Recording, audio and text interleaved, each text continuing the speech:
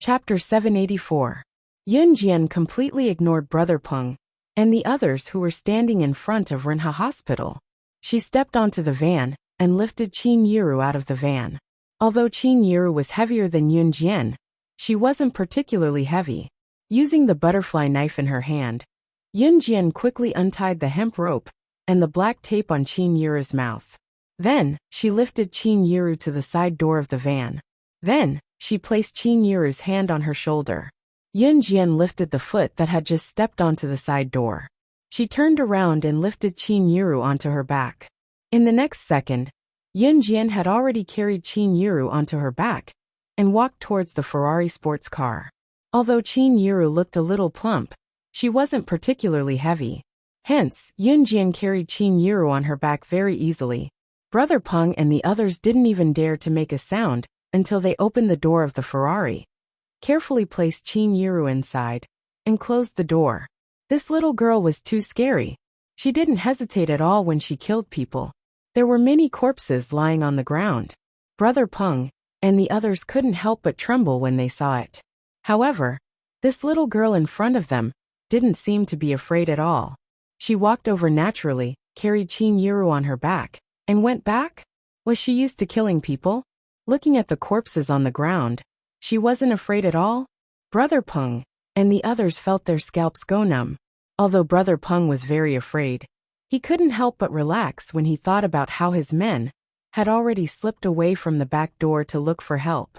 Furthermore, the help should be arriving soon. Brother Lin, who had been kicked off the roof of the Ferrari by Yun Jian, was still lying on the ground, pretending to be dead. Yun Jian carefully placed Qin Yiru, who had already fainted, into her Ferrari sports car. Then, Yun Jian closed the side door of the Ferrari sports car. She turned around and suddenly took out a shiny butterfly knife from her pocket. The knife was like the Grim Reaper's scythe. When Yun Jian pointed the butterfly knife at Brother Peng and the others without a word, Brother Peng and the others panicked for no reason. "It's your turn." Yun Jian's red lips moved. She spoke calmly, but the words that came out of her mouth were like the summons of the Grim Reaper. It made the group of fake doctors who were no longer afraid of blood after harvesting human organs tremble. "Brother Peng, hasn't Zhang San found him yet? He had been gone for so long. What should we do?" A person who was dressed like a doctor standing behind Brother Peng asked in a panic when he saw Yun Jian approaching them with the butterfly knife in her hand. Even if this group of people were stupid, they could tell what was going on. It wasn't hard to see through the entire situation. It was obvious that the new goods that they had kidnapped was Qin Yiru. It was Yun Jian's mother. Of course, they would start a massacre when they kidnapped her mother. However, Brother Peng and the others had never encountered such a situation. Just this little girl. She actually had the ability to kill everyone here. "She's over there. Hurry over." Just as Yun Jian was about to reach Brother Peng and the others, and Brother Peng and the others were about to fight to the death with Yun Jian, a male voice suddenly rang out. "Zhang San! Zhang San is back!" The man standing behind Brother Peng shouted in surprise. Reinforcements had arrived. Yun Jian narrowed her eyes and looked towards the source of the voice. Around the corner, a limping man was leading a group of strong men towards them. Chapter 785. The limping man who led a group of people over was Zhang San, who ran out from the back door to look for help. Behind him was a group of gangsters. This group of people looked ferocious. Among this group of gangsters, the man who led them was blind in one eye. That blind eye looked very different from a normal eye. At this moment, the blind man was leading a group of people towards them. This man was the boss of a gang in the southern province, but not the number one gang in the southern province. Everyone in the underworld called him One-Eyed Wolf, but no one knew his real name. "Boss Wolf, you're here." Brother Peng immediately led a group of people over there. There was a reason why Brother Peng and his gang dared to run amok here. The southern province was called Nan City, and Nan City was one of the largest cities in the southern province. The southern province did not occupy a large area in Country Z. It was much smaller than Ja Province, and Ja Province's economy was developing faster because it was a coastal city. Although Nan City was not as good as Ja Province, it was still impressive. This one-eyed wolf was the boss of Nan City. At least until now, no one in Nan City could compete with him.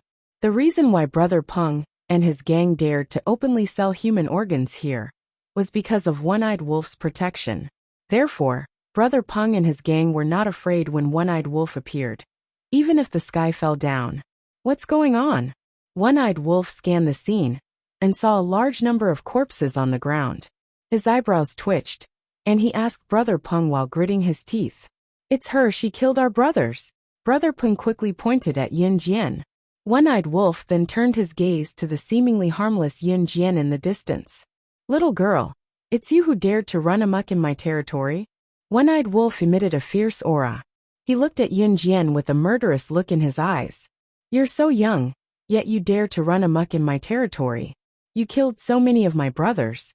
If you can leave here alive today, it'll be my loss." One-Eyed Wolf looked at Yin Jian. Everyone present could feel the murderous look in his eyes. "Huh." Yin Jian smirked when she heard what One-Eyed Wolf said. "What a coincidence. If any of you can leave here alive today, I'll write my name Slaying God in reverse." Yin Jian flicked the butterfly knife gently. She smirked, her sharp eyes like a sword. However, that was not what everyone was concerned about. Instead, what? Slaying God? In this world, other than Slaying God, the #1 secret agent on the international secret agent ranking, no one else dared to use Slaying God as their code name. This was because Slaying God, the #1 on the international secret agent ranking, was a global 3S wanted criminal. She was a terrifying existence with countless lives in her hands. Did this young lady just call him Slaying God? What did that mean? To Yin Jian, whenever she revealed her identity as Slaying God, it meant that she was already treating these people as dead. For dead people of dead people who was dead, because they were about to go to hell. In spite of it, what Yin Jian said was more unbelievable than the sky falling down on them. Slaying God? The #1 agent on the International Secret Service chart. Slaying God? You. Who are you trying to fool? One-Eyed Wolf mumbled to himself. One-Eyed Wolf's words stunned everyone present. Even Brother Peng was stunned. Even Brother Lin, who had been lying on the ground pretending to be dead, was shocked. How was that possible? This little girl could not be Slaying God. She was the boss of the kosher mercenaries. Hence, the dummies present were relieved. However, just as everyone relaxed, One-Eyed Wolf's expression changed. Chapter 786. As Yin Jian spoke, she reached for the butterfly knife. One-Eyed Wolf, and the rest felt their hearts skip a beat. F***CK. You're just a kid who's still wet behind the ears. How dare you call yourself Slaying God? Haha. Go. Whoever kills her today will be rewarded with 100,000 yuan. One-Eyed Wolf's eyelid twitched, but he still refused to believe that Yin Jian was Slaying God. What a joke. Slaying God was the #1 on the international secret agent ranking. At the same time, she was also the boss of kosher mercenaries. How could such a legendary character appear here? One-Eyed Wolf, and the rest would rather believe that there was a sow flying in the sky than believe that Yin Jian was Slaying God. Judging by Yin Jian's appearance, she was still underage. Moreover, Yin Jian had killed so many people from his gang, and even snatched away Qin Yiru, the big fat good. As the mafia boss of South City, One-Eyed Wolf felt that he could not sit still and shouted immediately. Due to the fact that South City was not economically developed, a mafia boss like One-Eyed Wolf did not have a substantial source of income. That was why One-Eyed Wolf had Brother Peng and the rest open a clinic in South City. On the surface, it was just a small clinic, but it was an underground trading center that abducted people from all over the world and forcefully removed their organs to sell them. Before Qin Yiru, countless people had been killed. One-Eyed Wolf did it because he wanted to earn money by selling human organs. Moreover, after doing this for a long time, One-Eyed Wolf had quite a lot of savings in his hands. When they heard One-Eyed Wolf say that whoever killed Yin Jian would be rewarded with 100,000 yuan, they were tempted. 100,000 yuan. That was considered a huge sum of money back then. 10 years less of a struggle was nothing more than that. F***CK brothers, let's go. Immediately, some of them picked up all kinds of iron rods and bars and surrounded Yin Jian. 100,000 yuan was enough for these gangsters to fight for their lives. Although Yun Jian had a knife, they had iron rods and bars. Moreover, there were so many of them. Would they lose to a little girl? What a fucking joke. Just as the group of men charged toward Yun Jian, waving their metal rods with murderous intent, Yun Jian's eyes lit up. Yun Jian did not budge from where she stood. It wasn't until the person running in front waved his iron rod at Yun Jian that Yun Jian moved. She dodged to the side and kicked the man to the ground. At the same time, Yun Jian bent her body slightly. She swung the butterfly knife in her hand at lightning speed. As she bent her body slightly, the knife in her hand seemed to have a life of its own. It moved fiercely, and this knife directly pierced the person's vital point. Killed in one move. This group of people deserved to die, because everyone here was the mastermind behind the trafficking of human organs. How many people's families were broken because of them? How many innocent people died because of them? If the people here were to be arrested by the police, they would not be able to escape death. After Yun Jian stabbed the first person, who wanted to kill her to claim credit, her bloodshot eyes appeared again. Seeing that the first person was killed by Yun Jian in one move, and had no chance to react, the group of people who rushed towards Yun Jian stopped in their tracks and ran back. I've said it before. No one can leave this place alive. All of you must die. Yun Jian's eerie voice came from behind everyone. Then, One-Eyed Wolf, and the rest who were standing far away could only feel a shadow sweeping past them. Wherever it passed, a large number of people would fall. That little girl was simply a demon. Seeing his subordinates fall to the ground one by one, One-Eyed Wolf felt fear. It was also then that One-Eyed Wolf recalled how Yun Jian referred to herself earlier. Slaying God. She's really slaying God. She's really slaying God. Chapter 787. Just as One-Eyed Wolf said that, Yun Jian had already stabbed the last person who had charged at her, but turned to flee. At this moment, her body was also covered in blood. The blood belonged to the people who had turned to flee. However, the eerie blood staining Yun Jian's clothes added an eerie and terrifying atmosphere to the scene. One-Eyed Wolf and Brother Peng shuddered in fear. When they snapped back to their senses, Yun Jian was already walking toward them with a butterfly knife in her hand. Blood was still dripping from the blade of the butterfly knife that was pointed toward the ground. As Yun Jian walked toward them, blood splattered everywhere she passed. One-Eyed Wolf was terrified. South City was not big. One-Eyed Wolf was considered the leader of a small gang in South City. There were only 1,000 to 2,000 brothers in the gang. Seeing Yun Jian in such a state, he could not resist at all. He was trembling all over and his body was tense. One-Eyed Wolf was dumbfounded when he saw Yun Jian walking toward him. He begged for mercy immediately. No, please don't kill me. I believe you're slaying God. I believe you, don't kill me. As he spoke, One-Eyed Wolf knelt in the direction where Yun Jian was coming from. She was slaying God. Who would dare to offend her? One-Eyed Wolf's courage had long dissipated. Do you think you can still live after knowing who I am? Yun Jian was already standing in front of One-Eyed Wolf and the rest. I. Just as One-Eyed Wolf spoke, Yun Jian's saber was already thrusting down. Before One-Eyed Wolf could even react, she had already stabbed him to death with a single stab. Naturally, Brother Peng was not spared when One-Eyed Wolf was dead. When Brother Peng and the rest saw Yun Jian's horrifying killing technique, their first thought was to run. However, they were killed by Yun Jian before they could take more than a few steps. The sun was about to set, and a red afterglow flashed across the horizon. However, the sky was covered in blood. It had been a long time since Yun Jian felt like she did in her previous life. She only hated these villains who had kidnapped her. In her previous life, Yun Jian had also been kidnapped when she was young. Later on, when she found her way back home, her parents had passed away in order to find her. Only her younger brother was left behind in the orphanage, alone and without anyone to depend on. He was even bullied and humiliated. Yes, she was more unfortunate than Qingyu, so she did not want Qingyu to be misunderstood by her family. To Yun Jian, she felt that people like One-Eyed Wolf who destroyed other people's happy families for money deserved to die. Brother Lin stood on the spot trembling. Yunjian's every move today was like a nightmare. It struck Brother Lin's heart and gave him endless fear. When Yunjian turned around, other than Qin Yiru, who was still unconscious in the Ferrari, and the ground was littered with corpses, Brother Lin was the only living person. You said you wouldn't kill me. Brother Lin gulped as he watched Yunjian walk towards him. His whole body was trembling, but he couldn't help but remind her. I won't kill you, Yunjian said softly. Her soft whisper, coupled with the sky that was about to turn dark and the atmosphere that was littered with corpses, sent chills down one's spine. However, just as Brother Lin took a deep breath, thinking that he had gotten Yunjian's assurance that he had escaped death's call, Yunjian suddenly stopped him.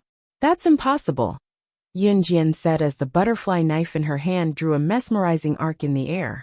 Brother Lin's heart clenched when he heard Yunjian's voice. Lifting his head abruptly, he saw the knife in Yunjian's hand stabbing into his fatal spot. Brother Lin didn't even have time to finish his last sentence before he fell backwards. At this moment, even the last of the sun's red glow was covered by the clouds. Chapter 788. Killing One-Eyed Wolf was tantamount to dissolving South City's mafia. Yunjian had never thought of extending her influence to South City, at least not now. South City's economic development was not as good as Jia Province, and Jia Province alone was enough for Yunjian to take in. So Yunjian did not plan to expand her influence for the time being. Of course, Yunjian's ultimate goal for Falcon Hall was not limited to Jia Province.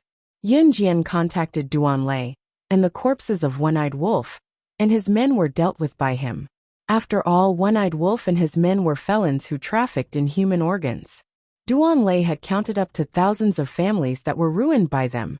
Even if One-Eyed Wolf and his men were caught alive and brought to the police station, they would be sentenced to death. Of course, if they were not sentenced to death after being caught by the police, Yunjian could not kill for no reason. However, with Yunjian's identity as an advanced Special Forces soldier, the outcome was different. Yunjian had killed One-Eyed Wolf and his men because she was doing her job impartially. It was within her duty. Yunjian had never been a good person, so she purposely left the address to Duanlei and drove Qin Yiru back to Longmen City in her sports car. Qin Yiru had been unconscious all the way back to Longmen City from South City.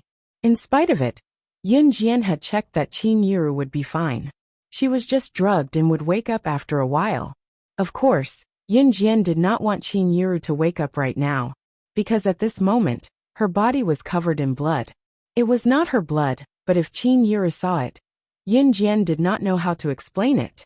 If Qin Yiru knew that she had killed those people because of her, it would not be easy for Qin Yiru to clean up the mess given her personality.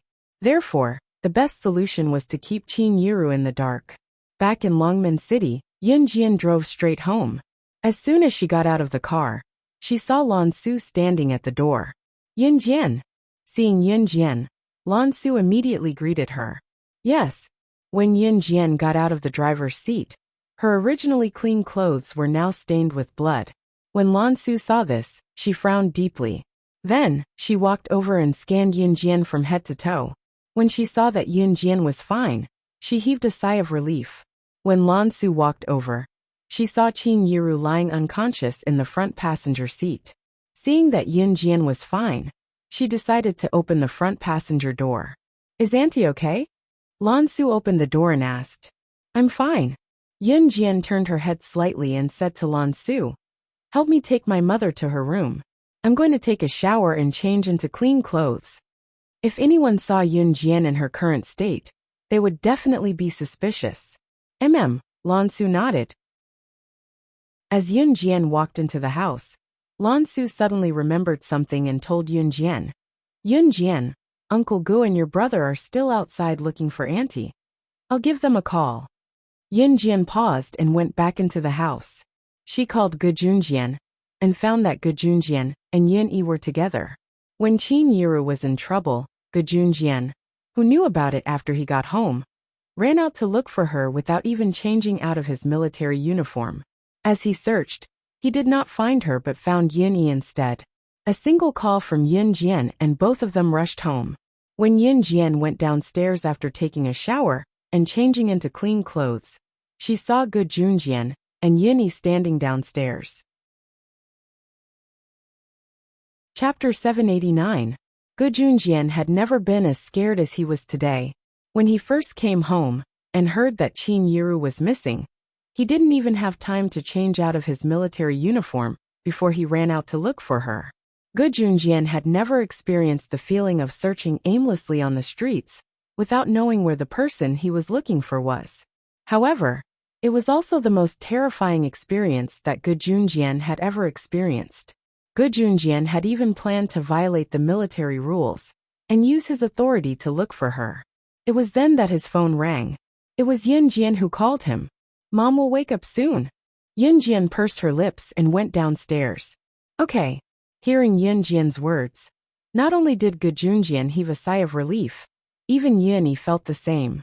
Dong Wuan had already started work. She didn't know what had happened here, and Ce had already brought Emo's son back to the Kosha mercenaries. Yin Jian's words were the most reassuring. No one asked where Yin Jian found Qin Yiru, because they all believed that Yin Jian could handle this matter herself. At 8 or 9 o'clock in the evening, Qin Yiru woke up as expected. At this moment, everyone was surrounding Qin Yiru's bed. Qin Yiru opened her eyes groggily.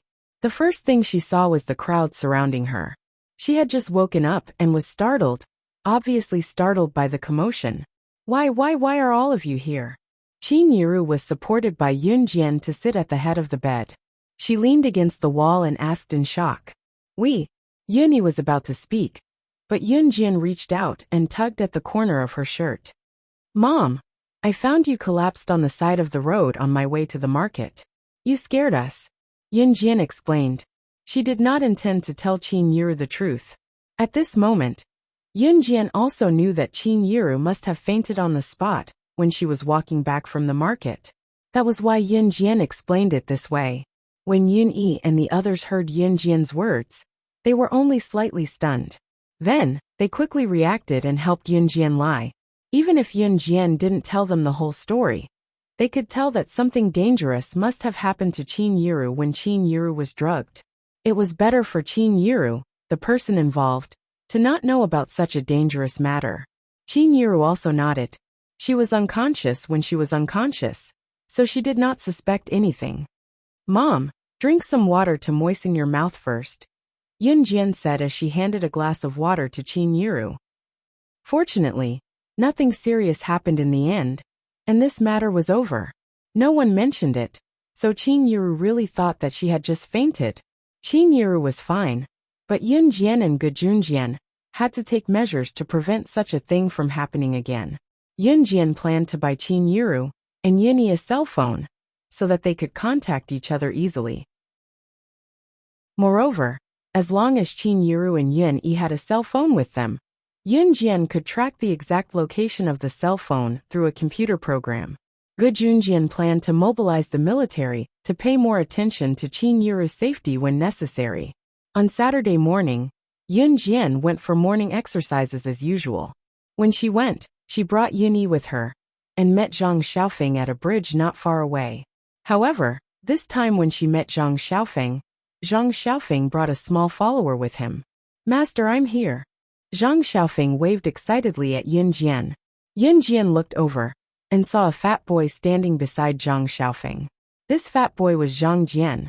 When he saw Yun Jian, Zhang Jian greeted Yun Jian respectfully. "Grandmaster." Chapter 790. It was not just Yun Jian who twitched her lips when she heard Zhang Jian call her grandmaster. Even Yun Yi, who was surprised to hear Zhang Jian call her younger sister grandmaster, slipped. Fortunately, Yun Yi had good willpower. She did not fall and stood firm after tilting. Cough cough. After regaining his footing after nearly slipping, Yun Yi coughed softly, as if trying to cover up the awkward atmosphere. "Xiao Jian, when did you become my grandmaster?" Yun Yi asked Yun Jian, after faking a cough and rubbing her nose out of habit. "Not long ago, of course." "Heh, Junior Yun Yi, you have a martial nephew now. Tell me, are you happy?" Zhang Xiaofeng put his arm around Yun Yi's shoulder affectionately and asked with a chuckle. Yuni patted Zhang Xiaofeng's head and said with a smile, "Go away. You're so rude." She giggled as she spoke. Zhang Xiaofeng even pulled Zhang Jian with a chuckle and introduced Yuni to him. "This is my master's elder brother. He's my junior brother now. Haha, call him Grandmaster. Quick." Zhang Jian really did call Yuni Grandmaster at that. It was only then that Yin Jian spoke to Zhang Xiaofeng. "You're almost recovered from your fever? Are you sure you didn't turn stupid from the fever?"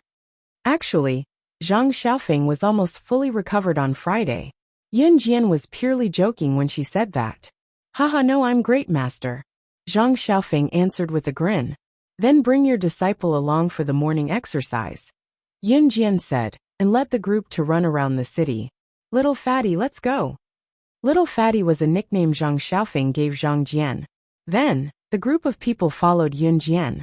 After running a lap around Longmen City, Yun Jian, Zhang Xiaofeng, and Yuni were already used to it, only sweating a little.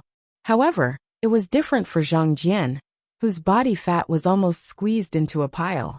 Zhang Xiaofeng almost suffocated from following Yun Jian's footsteps. Only now did he realize why Zhang Xiaofeng, who was beaten up by him last semester, had become so powerful this semester. This was simply devilish training. After taking a walk in the morning, Yun Jian went home to take a hot shower and change into a clean set of clothes when she was about to go out in the afternoon. After the new year, spring came. When the sun was high in the sky during the day, it was as hot as summer. Of course, it wasn't summer yet. The temperature was rising, but it didn't feel as hot as summer. It was said that spring and autumn were the most perfect seasons. However, in Jia province, there were 4 seasons in a year.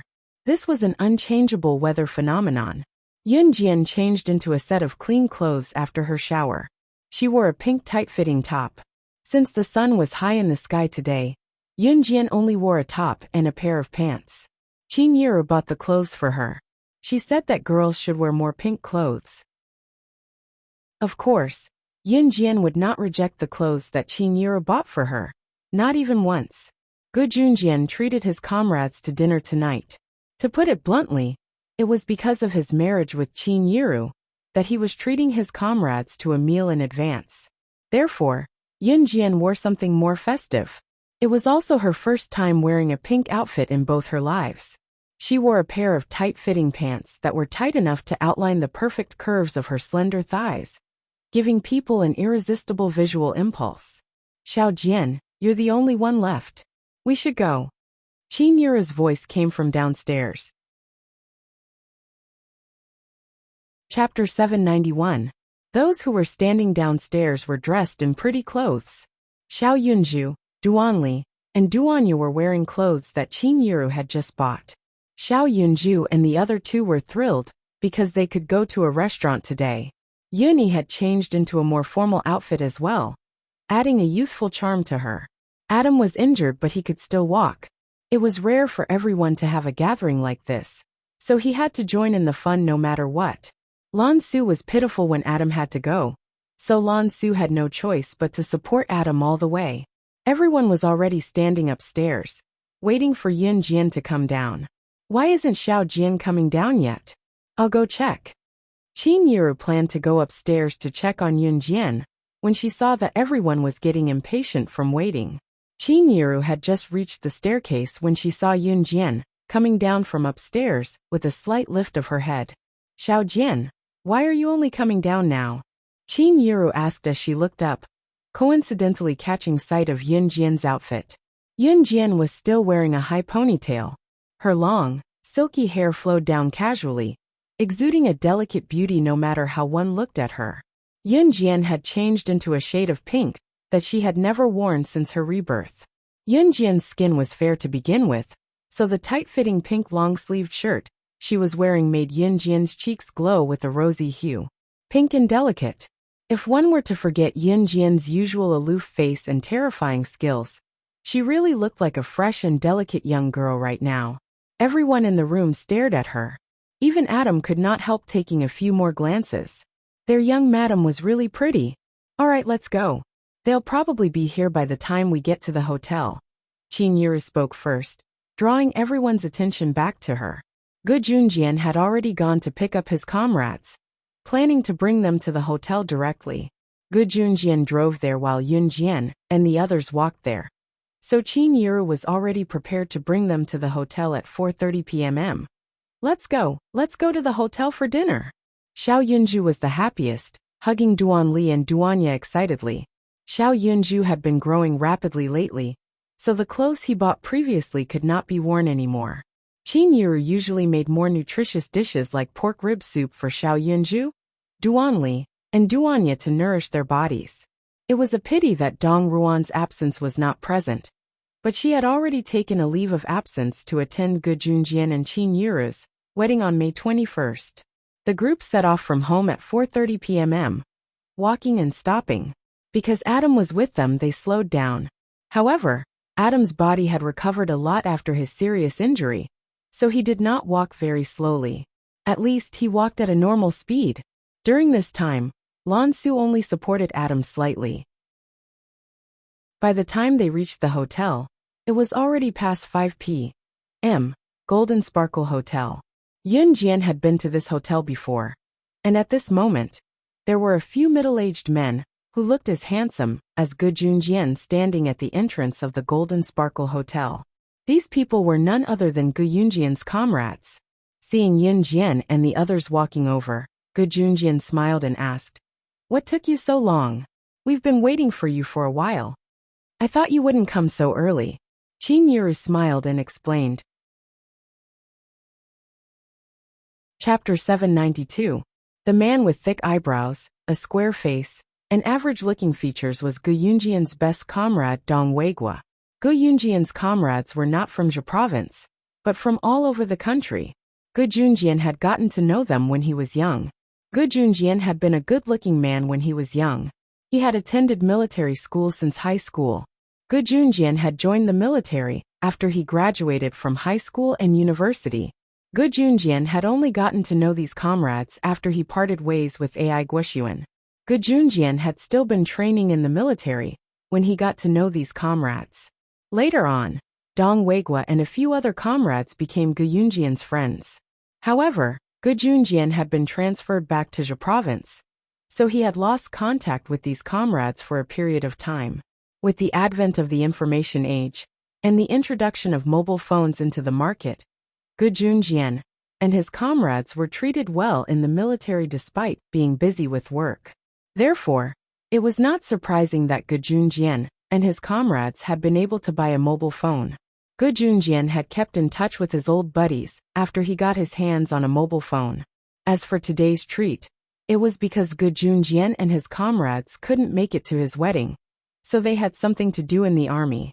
Gu Junjian had called them over to treat them in advance, since they were free today. It was a form of friendship between former comrades. "You idiot, of course this is your sister-in-law." A man beside Dong Weigua smacked his head with a grin. He then turned to look at Qin Yiru and greeted her with a smile. "Hello, sister-in-law. I'm Brother Ji's underling. Brother Ge had taught me a lot when we were in the military in Shuncheng. You can just call me Xiao Luo."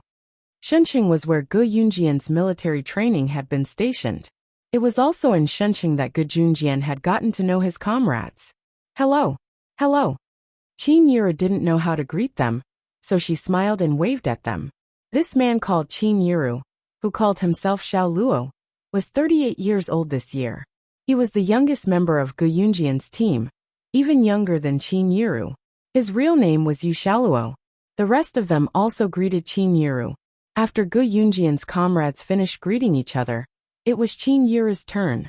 "This is my daughter Yun Jian, and this is my son Yun Yi." Qin Yiru introduced them to each other. Gu Yunjian's comrades also knew that Gu Junjian and Qin Yiru were both married for the second time, and they each had their own families. When Qin Yiru introduced the people behind her one by one, Gu Yunjian's comrades also looked at Yun Jian and Yun Yi. When it came to second marriages, if the other party had children, some children of the other party would not agree to their parents remarrying for the second time. Basically, children were not willing to see their biological parents find other people to start a family after their divorce. Therefore, Gu Yunjian's comrades looked at Yun Jian and Yun Yi with some worry. After all, Gu Junjian and Qin Yiru were married, and they would definitely get along with Yin Jian and Yin Yi in the future. Therefore, whether or not they could get along well with each other was a point that Gu Yunjian's comrades were very concerned about. Gu Junjian was their brother, and they would only be comfortable if their brother was happy. Little girl, how old are you? Therefore, Dong Weigua turned to look at Yin Jian and asked as if he was testing her.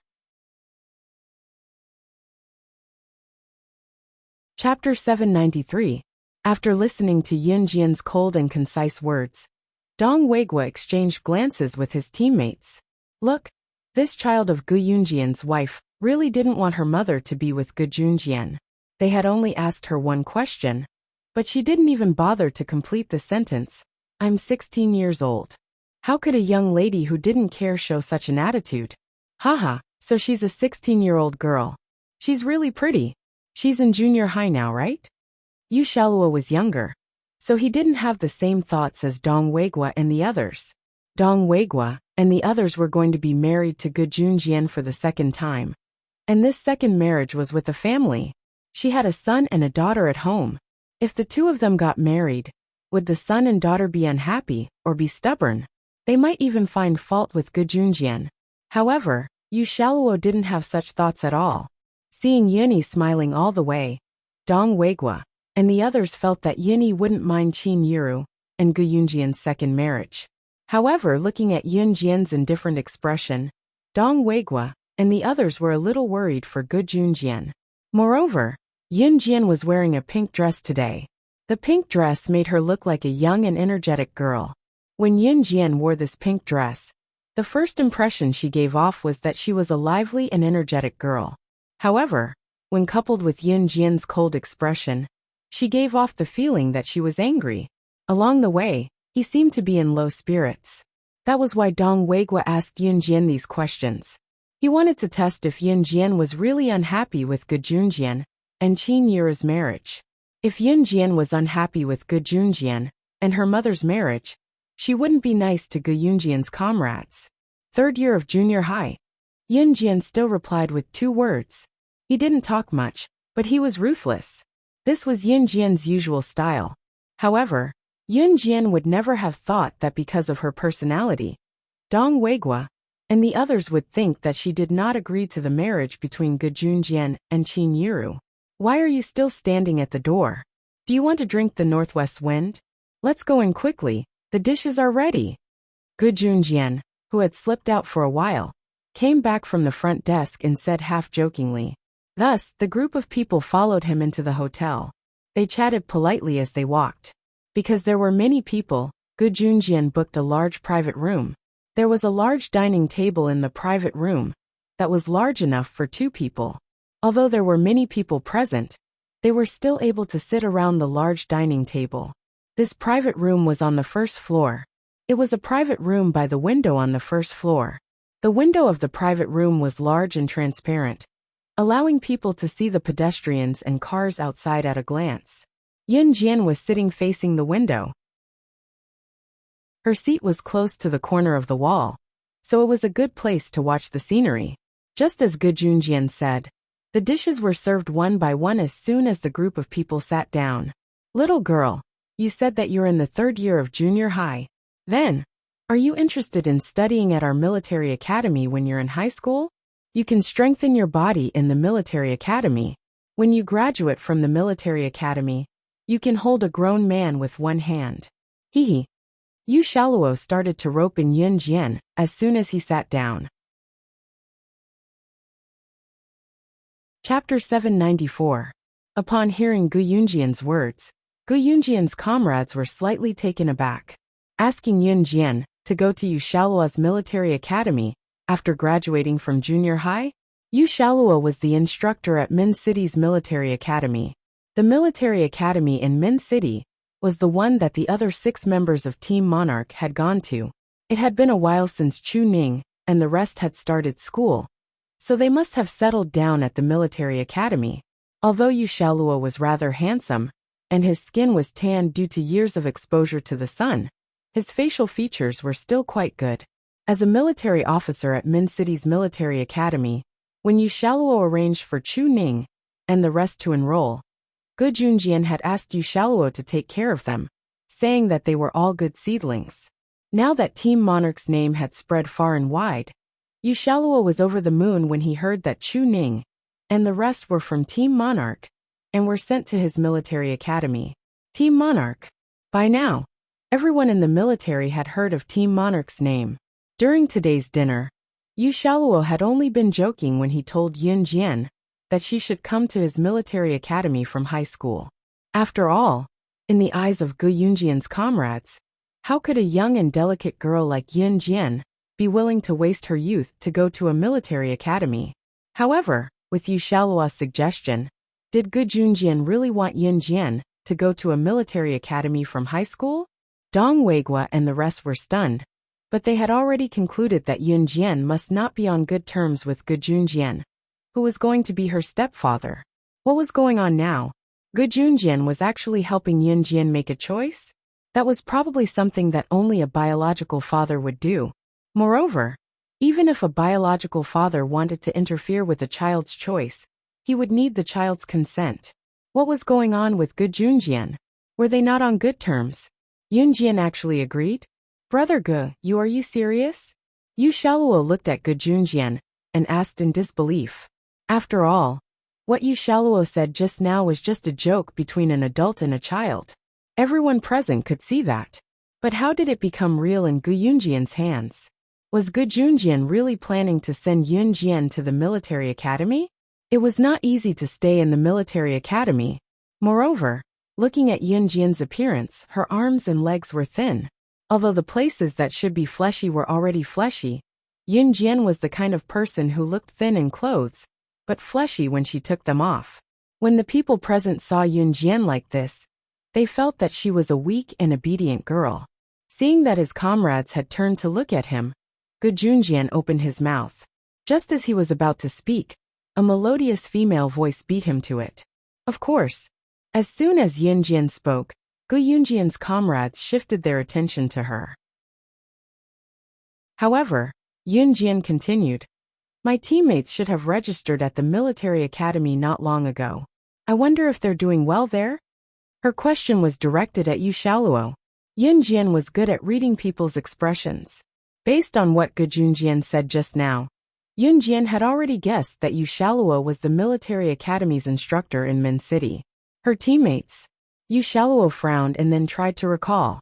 Recently, other than the 6 members of Team Monarch that Gu Junjian stuffed into him, he did not accept anyone else.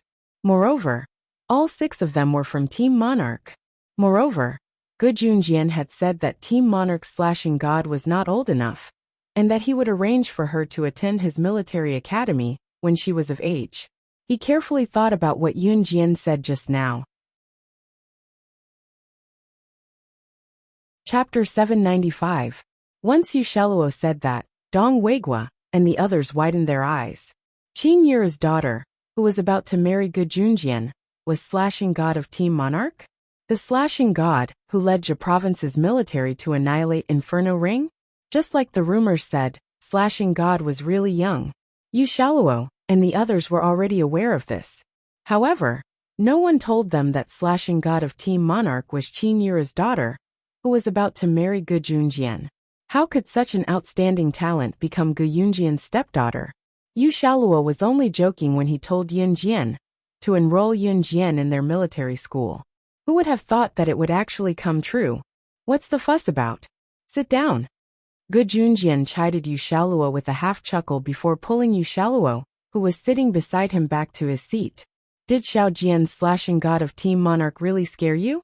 Look at all of you, ha! Gu Junjian could not help teasing his comrades when he caught them in the act.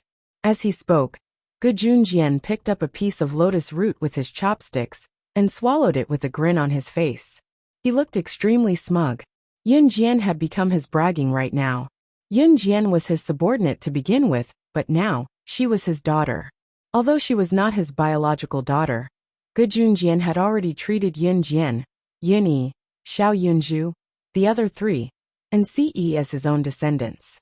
My goodness, Brother Gu, you've taken slashing god as your daughter without a word. You're really something. Yu Shaluo was sitting beside Gu Junjian.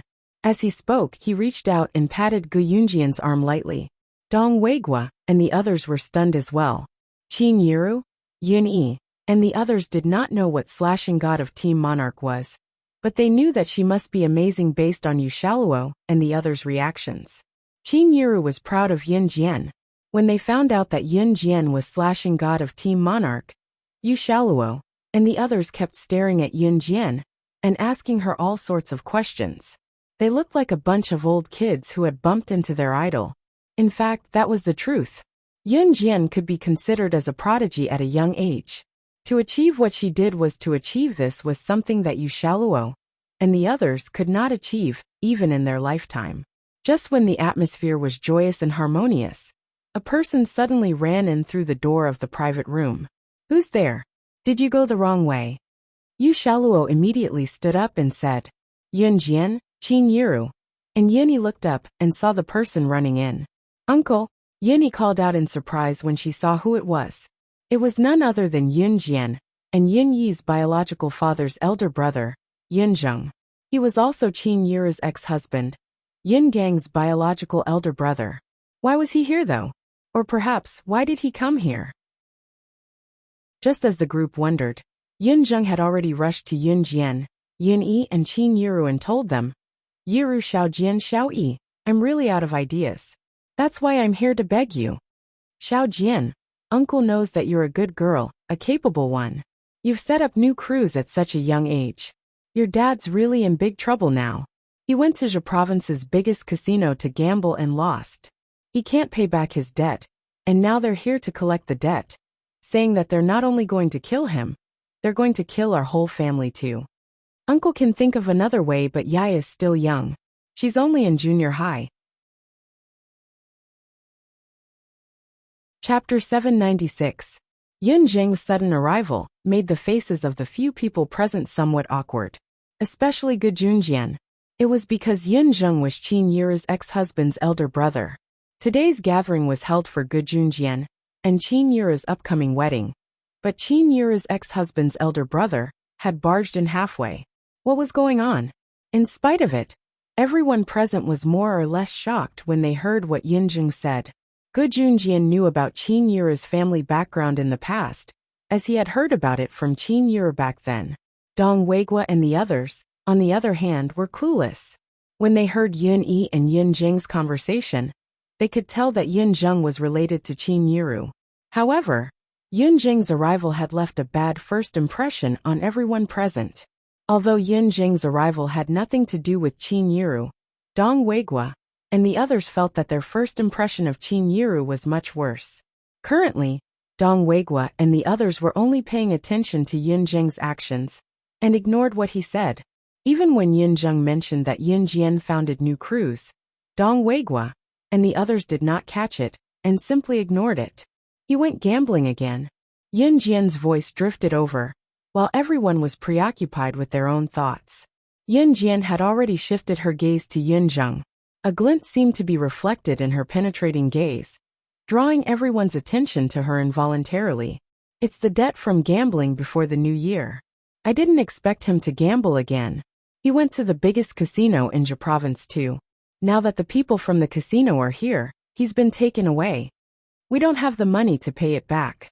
Those people said that if we can't gather the money in 3 days, they'll kill him and our entire family. They even said that they'll sell Yaya to the brothel to pay off the debt. Xiao Jian, I'm begging you to save Yaya.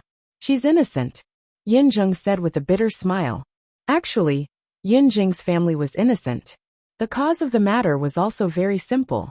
Yun Gang had a gambling debt before the new year, and now he was being chased for his debt. Naturally, Yun Gang himself could not pay it back, so his own people were arrested. As the saying goes, the son pays the father's debts. Now, Yun Gang's ex-wife Qin Yiru had completely left Yun Gang with Yun Jian and Yun Yi. It could be said that they had cut off all ties with each other. The news that Yun Jian was the director of new crews had also spread. The debt collectors had investigated Yun Jian's family background and knew that they would not dare to ask for money in front of Yun Jian, the director of new crews. This was because everyone in Xinjiang town knew that Yun Jian and Qin Yiru had completely severed all ties with the Yin family. In this case, even if the group of debt collectors came to Yun Jian to collect the debt, she would definitely not give it to them, because she no longer cared about Yun Jian's life. In spite of it, the debt collectors would not give up even if they could not get their hands on the money, so they shifted their attention to Yun Zheng. Yun Zheng was just an honest farmer who knew his place. Back when Qin Yiru was beaten up by a mistress, Yun Zheng had even stood up for Qin Yiru. When Qin Yiru wanted a divorce, Yun Zheng spoke up for her as well. One could say that Yun Zheng was a very good person. He would not have come to Yun Jian for help now anyway. However, Yun Zheng had a daughter. Due to Yun Gang's incident, the debt collectors had set their sights on Yun Zheng's daughter. They even threatened to kill their entire family if they did not pay up. If they could not pay up, they would sell their daughter, Yun Xiaoya, to brothels to make money to pay off the debt. His Yaya had just entered junior high school. Moreover, Yun Zheng was the innocent one who was implicated as well, because he really couldn't find a way today, and tomorrow morning was the last time that the group of people gave him. Yun Zheng came here. Yun Zheng did not ask for anything else from Yun Jian. He only begged Yun Jian to save his daughter. That was all. Chapter 797. Yun Zheng didn't care about the other people sitting at the scene. He opened his mouth and told the whole story of the matter one by one. At the end of his speech, Yun Zheng was already smiling bitterly. The expression on his face was even more helpless. If it were not for the fact that he was out of options, Yun Zheng would not have come to Qin Yiru when they were having a party. She knew that Yun Zheng's family was innocent, and Yun Jian knew that all of this was caused by her biological father, Yun Gang. Moreover, Yun Jian could search her memories and those of the original owner of her body that her uncle, Yun Zheng, had always treated her family well. Back then, when Qin Yiru was the sole breadwinner of Yun Jian and Yun Yi, Yun Zheng would even send some of his own fish to her family. Although the gift was insignificant, the kinship was still there. Unlike Yun Gang, who did not care about his own family matters. Xiao Jian, I'm really at my wit's end. That's why I'm begging you. I'm really begging you, save Yaya. She's my life, she's still so young. Yun Zheng thought that Yun Jian was unwilling to help him when she did not reply for some time. As Yun Zheng spoke, he was shaking all over. As he spoke, he slowly knelt down toward where Yun Jian was. As the saying went, kneel to the heavens, the earth, and your parents. However, Yun Zheng was really out of options. Due to Yun Gang's involvement, the deadline set by the debt collectors would be here soon. Yun Zheng's family was just farmers. How could they fork out so much money? Those people were asking for a total of 500,000 yuan. Was this not asking for Yun Zheng's life? In spite of it, Yun Zheng would rather die than watch his daughter being sold to a place like that. Seeing that Yun Zheng was about to kneel to her daughter, Qin Yiru could not help rushing over to stop Yun Zheng, who was about to kneel to Yun Jian. Brother, what are you doing? Qin Yiru asked as she pulled Yun Zheng, who was about to kneel to Yun Jian. Although Qin Yiru and Yun Gang were divorced, Yun Zheng was still the one who helped her when Qin Yiru was at her lowest. Qin Yiru would remember this favor for the rest of her life. Therefore, Qin Yiru treated Yun Zheng as her biological brother. Seeing him kneel to Yun Jian now, Qin Yiru could not bear it. This bastard. I thought he's changed for the better, but he went gambling again. Qin Yiru closed her eyes. She no longer had feelings for Yun Gang, but they had been married for decades. It was impossible to say that she did not care. However, from Qin Yiru's words, it could be heard that she was completely disappointed in Yun Gang. When everyone heard this, especially Gu Junjian and Gu Yunjian's group of comrades, they could not help but sympathize with Qin Yiru's past situation and experiences. They sympathized with Yun Zheng for having such a brother. For a moment, Dong Weigua and the others who had a lower opinion of Qin Yiru, because of Yun Zheng, all sympathized with Yun Zheng and regained their opinion of Qin Yiru. Motherf ****. These bastards want to kill people in front of the People's Liberation Army. Dong Weigua slammed the table and stood up. He looked at Yun Zheng and guaranteed, "With me here, I'll see what those hooligans dare to do to you." As soon as Dong Weigua spoke, The other comrades of Gu Junjian all stood up to speak. At this moment, Yun Jian's voice was clearly heard. You don't have to do anything. This is my family's matter. As Yun Jian spoke, she stood up and turned to look at Yun Zheng. Nothing will happen to anyone in your family. Speaking of this, her eyes sharpened.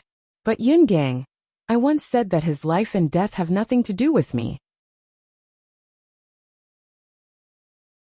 Chapter 798. She was just a little girl. How could she say such harsh words? No matter what, Yun Jiancheng was her biological father, right? How could she say that Yun Gang's life and death had nothing to do with her?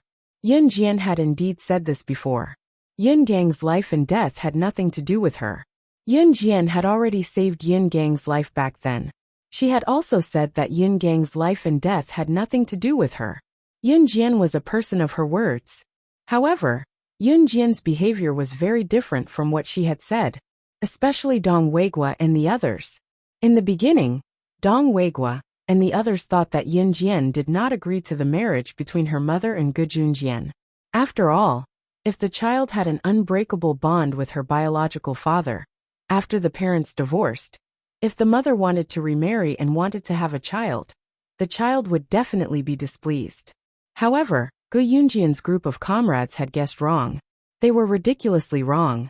When Yun Jian heard that something had happened to her biological father, not only was she not frightened, but she even said that his life and death had nothing to do with her.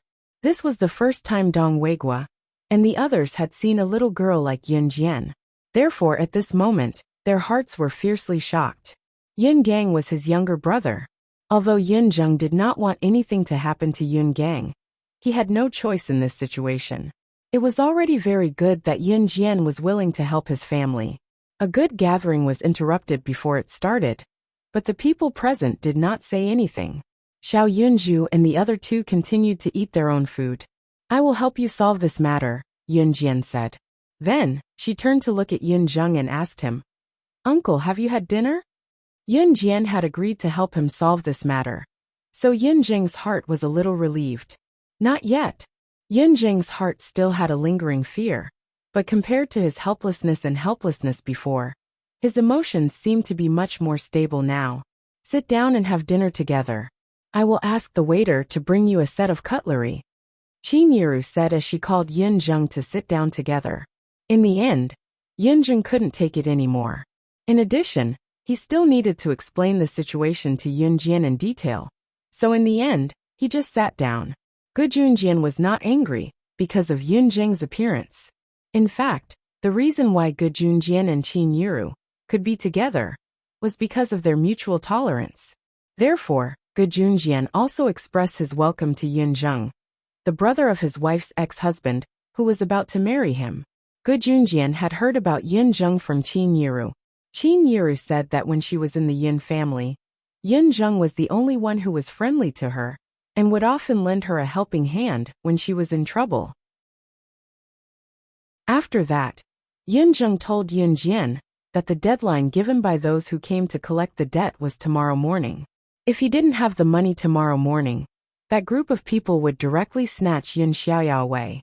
If they refused to give her the money, they would kill their entire family. Yun Jian said that she would help Yun Zheng's family, so naturally, she would help. Although there was that unpleasant episode with Yun Gang, Yun Zheng was an honest person. Not only did his participation not cause any awkwardness in the meal, but several of Gu Yunjian's comrades, Dong Weigua, and the others, chatted with Yun Zheng without restraint. They chatted about life. Beep! At this moment, Adam's phone suddenly rang. It was the sound of a text message. Adam raised his phone and looked at it. Then, his slender fingers typed a message on the phone and sent it out. After sending the message, Adam turned to look at Yun Jian. It was not good to call Yun Jian young madam in front of everyone, so Adam coughed lightly. Cough, Yun Jian, my friend is here. He's already at the door. Do you mind if he joins us? And Yun Jian raised her eyebrows slightly. Xiao Dang's friend is here? Then why don't you hurry up and invite him in to eat together? Qin Yiru was very hospitable. Not long after Qin Yiru finished speaking, Shuang appeared at the door. Among the 4 leaders of an Han group, Adam and Shuang were the closest. Chapter 799. Since the men's clothing that Shuang gave to Adam was snatched away by Ce, Shuang gave Adam a Rossini watch after that. Adam was still wearing the watch that Shuang had given him not long ago. Soon, Shuang appeared before them as expected. Shuang was rather handsome as well. Of course, if one were to ignore the huge scar on his neck that looked like it had been carved out by a knife, Shuang's looks might be even more outstanding than Adam's. In spite of it, such a handsome man was disgraced by the scar on his neck. But even with such a terrifying scar, the majority of men were not even half as good as Shuang. Shuang had been to Longmen City before, but he had never met Qin Yiru and the rest. Therefore, Shuang's appearance was a little shocking to everyone present. After all, the scar on his neck was too eye-catching. Quick, quick, quick. Come here. Why are you so slow? We're almost done. Adam hooked his index finger at Shuang from his seat. His irritating look was comparable to Ci's. Shuang did not say anything but followed Adam's lead. Haha, woman. I'm afraid you'll have to give up a seat. I want to sit with my good brother. Adam flicked Lan Su's hand lightly and said with a slight chuckle. When Lan Su heard this, she immediately turned her head and ignored Adam. Hey woman, your temper's getting worse. Adam chuckled, but he was not really angry. I'll give up my seat for my new gidge. Xiao Yunju looked up at Adam obediently and stared at Shuang for 2 seconds before jumping down from his seat obediently. New gidge, of course, was Shuang. Before he could do so, Xiao Yunju's head was pressed down by Adam. Good boy, Xiao Yunju. There's no need for that, Adam said as he rubbed Xiao Yunju's head. In the end, Shuang took his seat beside Duan Li and Duanya, who were beside Xiao Yunju. Adam also introduced Shuang to everyone. His words were very concise. This is my sworn brother Wang Er. Wang Er was something that Adam had randomly spouted out when Shuang was making up a name for himself. As expected, when the name Adam was spoken, Shuang's expression instantly darkened. Adam, on the other hand, was gloating. Snow Eagle was just a code name. Usually, when they showed themselves to others, they would give themselves a temporary name. On the other hand, Adam's name was more proper, and his name wasn't as shocking as Snow Eagle's. Shuang was the person directly in charge of an Hun organization. He was in charge of the internal affairs of the organization. Therefore, the name Shuang was known to most people in the underworld and the police. However, right after Adam introduced Shuang to the nickname he made up, before Shuang could say anything, Dong Weigua, who was sitting opposite him, said, Wang Er. This is really a good name. This name was simply unbearable to look at. Dong Weigua still went against his conscience and said this sentence. Shuang pursed his lips. Yin Jian curled her lips and snickered silently. After dinner, Yin Jian rushed home first. Yin Jian had already asked Zhang Jifan to arrange for someone to deal with that matter. Therefore, Yin Jian didn't need to personally deal with it. This was because Adam casually gave himself the name Wang Er, without asking for his permission. After Shuang finished his work, he came all the way from an Hun organization to look for him. However, he was mocked by Adam. Therefore, he ignored Adam all the way back. It was already 5:45 p.m. A group of people were already walking by the side of the road. Chapter 800. Zhang Xiaofeng basically did not call Yin Jian, but Yin Jian, Zhang Xiaofeng, and Chun Sini had saved each other's numbers. In 1999, the age of the internet was gradually entering the market. Rich tycoons had cell phones in their hands, and even the daughters and young masters of wealthy families had cell phones in their hands. When Qin Yiru first found out that Yin Jian had a cell phone, she was also slightly shocked. After all, a cell phone was something that she could not even imagine owning in the past. However, if even new crews belonged to Yin Jian, what else was impossible? Therefore, Qin Yiru accepted it as a matter of course. Yin Jian was suspicious, but she quickly picked up the phone. Before Yin Jian could speak, Zhang Xiaofeng's voice came from the other end of the phone. At that moment, Zhang Xiaofeng's voice was laced with a hint of irritation, as if he did not know what to do. Master, I can't get through to Sini's phone. I've already called her 20 times, and it's been ringing for almost 20 minutes. But she's still not picking up.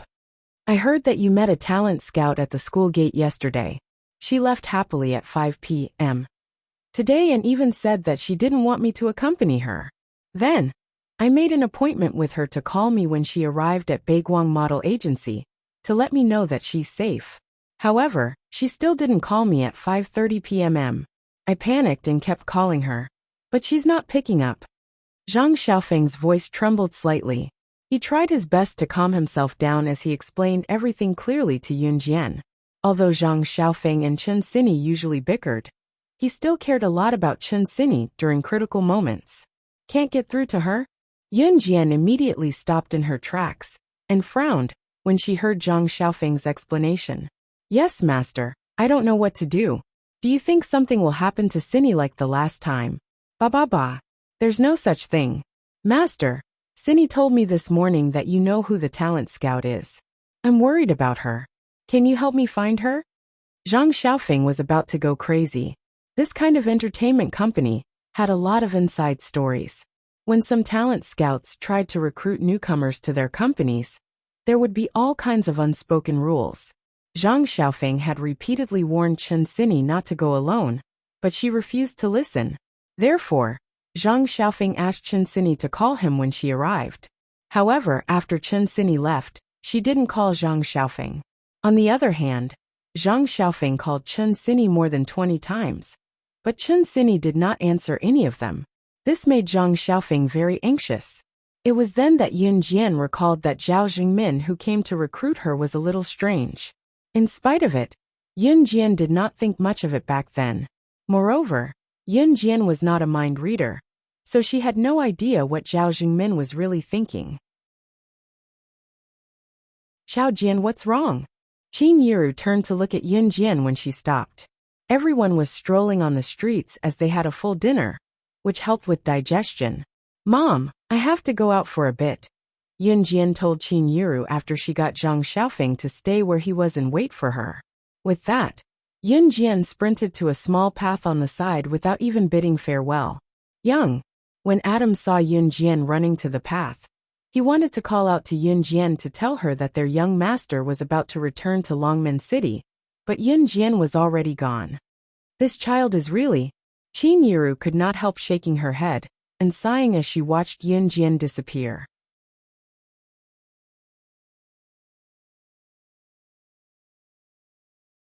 Chapter 801. After hearing Gu Yunjian's words, Qin Yiru didn't care anymore. She leaned against Gu Junjian and continued to walk with the others. Meanwhile, Yun Jian was rushing towards Zhang Xiaofeng's place as fast as the wind. Yun Jian ran towards the address Zhang Xiaofeng gave her. She saw Zhang Xiaofeng on the side of a big road. Other than that, there was another person standing beside Zhang Xiaofeng. This person was Zhang Jian from their class. Originally, after Chen Sini left with Zhao Jingmin, who claimed to be a talent scout, Zhang Xiaofeng and Zhang Jian went to Zhang Xiaofeng's uncle's taekwondo dojo to practice. Every Saturday, other than lunchtime, Zhang Xiaofeng would diligently train at the taekwondo dojo alone. Today, since Chen Sini said that she didn't need him to accompany her, he naturally went to the taekwondo dojo to practice. Of course, now that Zhang Xiaofeng had accepted Zhang Jian as his disciple, he might as well bring Zhang Jian along on Saturday. This way he wouldn't be lonely. However, after waiting for a long time at the taekwondo dojo, he still didn't get a call from Chen Sini. Zhang Xiaofeng was a little anxious, so he called Chen Sini's phone first. However, after the call was made, no one picked up. Zhang Xiaofeng was a little suspicious, but he didn't think that something had happened. However, after calling more than 20 times, Chen Sini still didn't pick up. Zhang Xiaofeng was anxious. He hurriedly ran out with Zhang Jian and called Yun Jian while running. Before Chen Sini left, she had told Zhang Xiaofeng that no matter what happened, when she arrived at Baiguang Model Agency, she had to call Zhang Xiaofeng to keep in touch. However, Chen Sini didn't call and couldn't pick up. What did this mean? Master, what should we do? When Zhang Xiaofeng saw Yun Jian, he immediately ran over with Zhang Xiaofeng. At this time, Zhang Xiaofeng was so flustered that he was speechless. When he was talking to Yun Jian on the phone just now, Zhang Xiaofeng was quite scared at that time, but he still pretended to be calm and explained the ins and outs of the matter clearly. "Don't worry," Yunjian said as she took out her phone and called the Kosha Mercenaries Intelligence Unit. The last time Qin Yiru went missing, it was a personal matter. The Kosha Mercenaries Intelligence Group would not keep an eye on everyone. But this time, Yunjian wanted to investigate Baiguang Model Agency. Just as Yunjian asked, the intelligence group provided the address and sent all the information about Baiguang Model Agency to Yunjian's phone. "It's at number 67, Shitsi Road, East Street, Longmen City. It'll take about an hour to get there from here. Is there a car?" Yunjian looked up to ask Zhang Xiaofeng. Zhang Jian, who was standing aside, was dumbfounded. It was because he did not know where Baiguang Model Agency was that Zhang Xiaofeng called Yunjian and was at a loss. But how did his Grandmaster Yunjian find out the exact location of Baiguang Model Agency with just a phone call? "Yes, my house is nearby. I have a Santana sedan," Zhang Xiaofeng said. "Lead the way. Run." Yunjian knew that there was no time to waste, so she spoke. Zhang Xiaofeng caught on quickly, and so did Zhang Jian. When the three of them arrived at Zhang Xiaofeng's house, Zhang Jian, who finally caught up with them while panting, suddenly thought of a problem. The three of them were underage. Who would drive? "Master, the key." Zhang Xiaofeng dashed into the house to retrieve the key and tossed it to Yunjian. "Get in," Yunjian said and got into the driver's seat. Zhang Jian got into the car with Zhang Xiaofeng in a daze.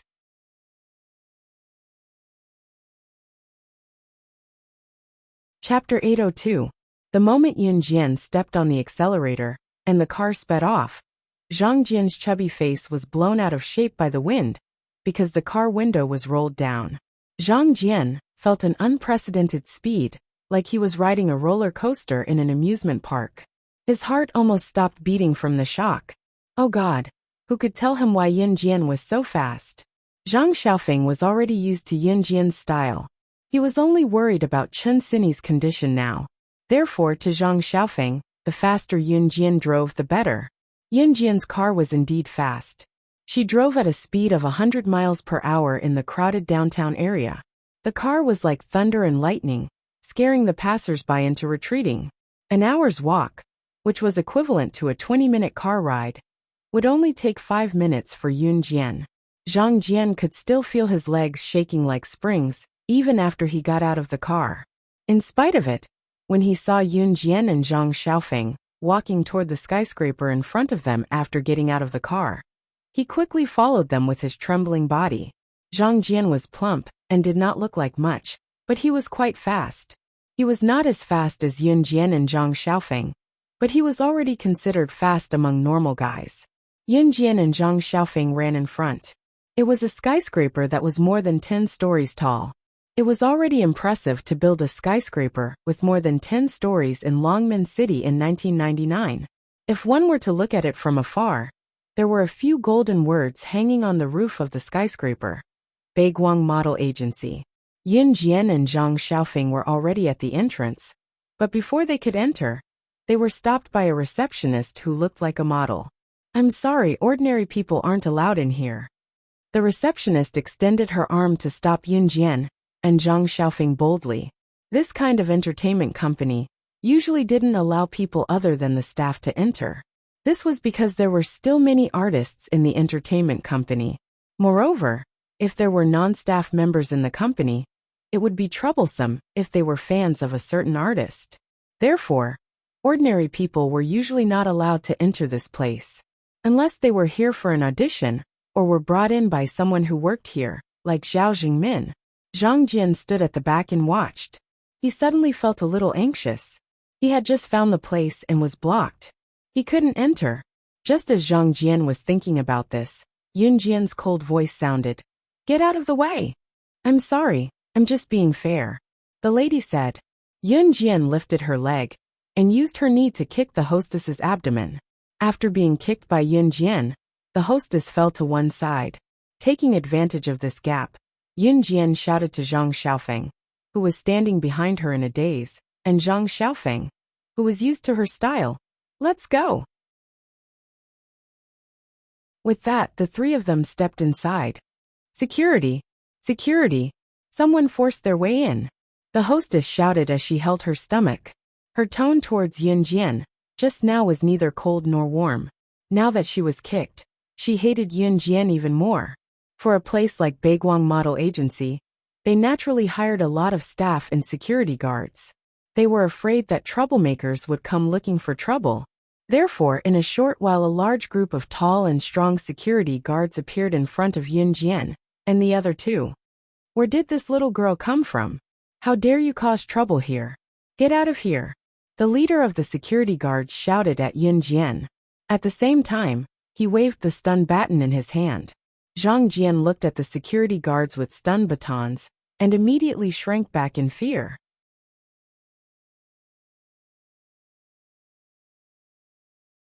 Chapter 803.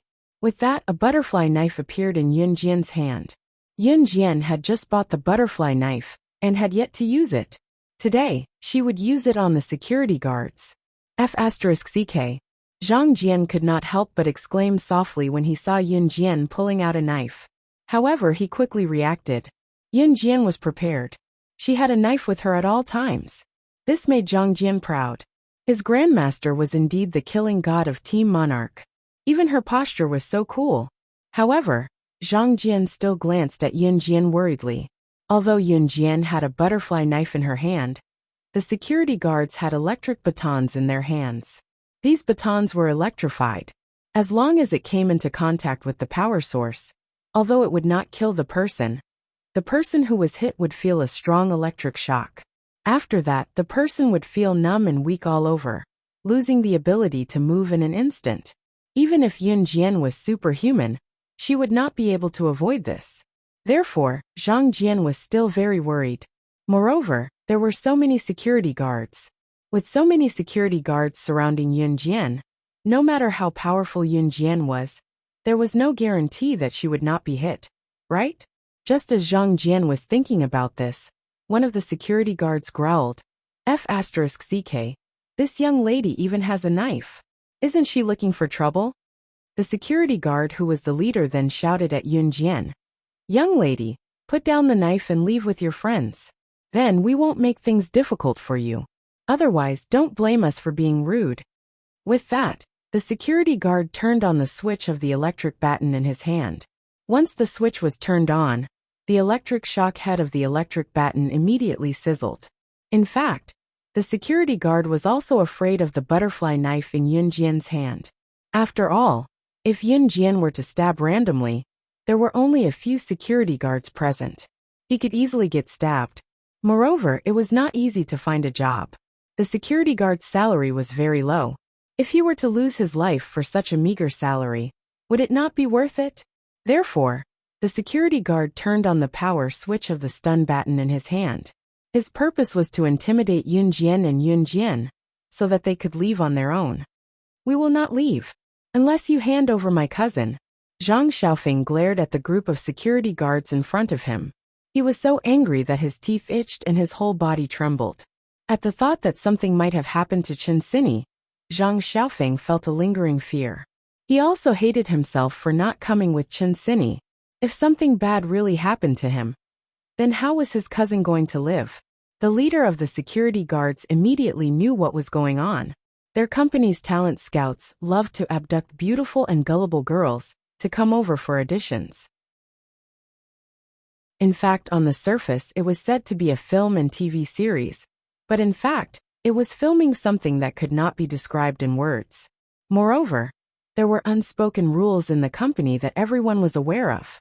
Usually, when the group of talent scouts tricked the girls into coming in, if the girls were not obedient, they would probably be done directly. In the end, they would even film a video to force the girls to comply. Otherwise, they would be exposed. The security guards all knew about these things. However, they were all low-class people who worked for a salary. Naturally, they could only pretend that they did not know. Where did your cousin come from? This is Baiguang Model Agency. The person you are looking for is not here. Go, go, go, all of you get out. The leader of the security guards walked over with the electric baton turned on. Chapter 804. You The leader of the security guards had a big body and a thick waist, and he was holding a stun baton. However, when he saw Yun Jian walking towards him with a butterfly knife in her hand, he couldn't help but twitch violently. "Don't come over.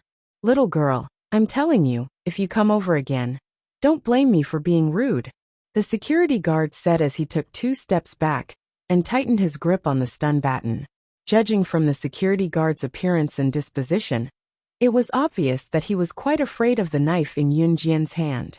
Seeing Yun Jian walking slowly towards the company's internal elevator, the security guards didn't dare to go forward. Instead, they were forced back by Yun Jian.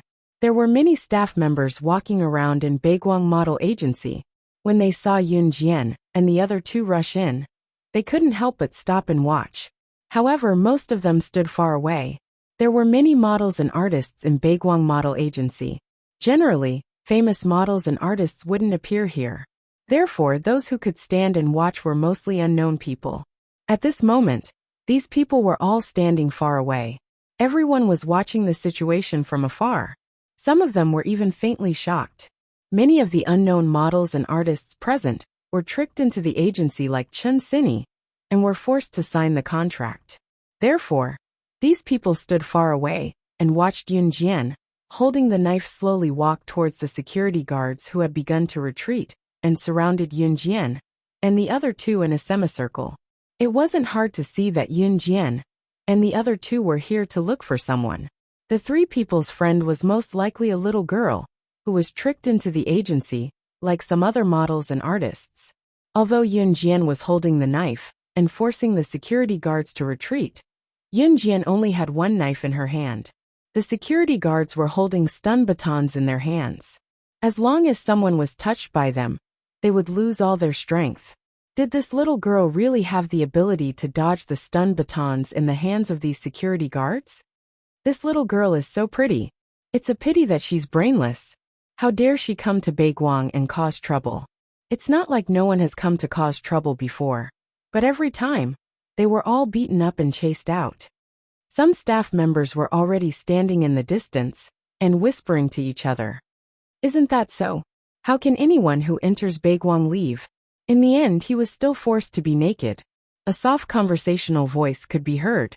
The voice paused for a moment, then continued gossiping to the people around him.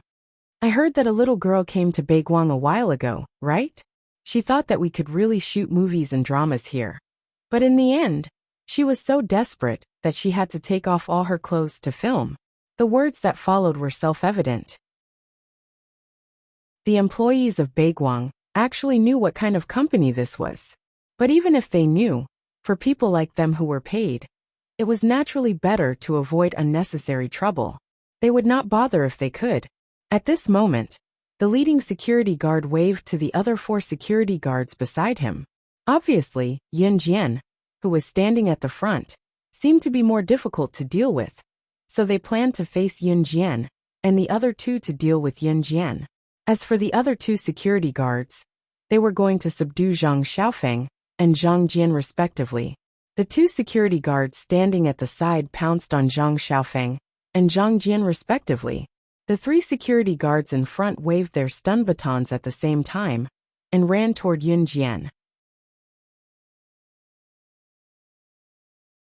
Chapter 805.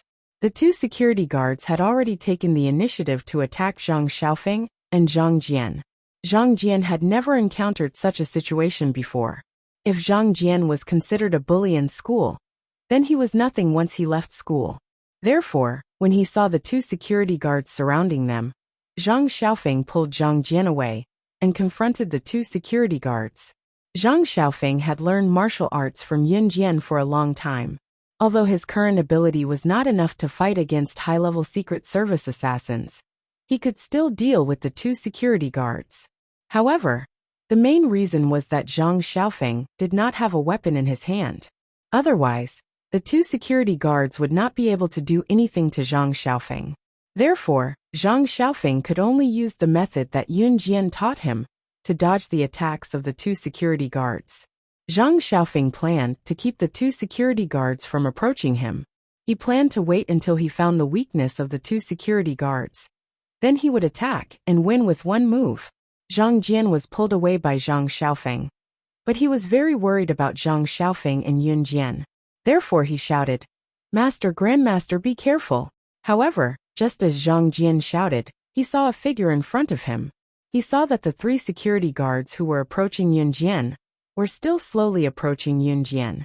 At the same time, the 3 security guards had already turned on the electric batons in their hands. Just as the 3 security guards were carefully approaching Yun Jian suddenly turned sideways and ran 2 steps towards the 3 security guards. After running 2 steps, Yun Jian suddenly fell down. Zhang Jian almost wanted to cry out in alarm. However, it was also at this moment that Zhang Jian saw Yun Jian's actions clearly. How was this falling down? Yun Jian had just made a move of falling on her butt. However, before her butt touched the ground, she used her left hand to support herself on the ground. This left hand supported the ground and lifted Yun Jian's entire body. Under the watchful eyes of Zhang Jian and the staff standing far away, Yun Jian tilted the gravity on her left hand and stretched out her bent leg as fast as she could. At this time, the 3 security guards had just arrived in front of Yun Jian. Before the 3 security guards could react, Yun Jian had already stretched out her long legs and used her strength to hook the 3 security guards heavily onto the ground. As soon as Yun Jian hooked the 3 security guards, she had already stood up and ran in the direction where Zhang Xiaofeng was struggling to deal with the other 2 security guards.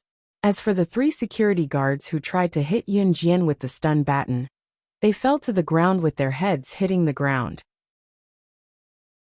The 3 security guards were holding stun batons in their hands, and the stun batons were switched on.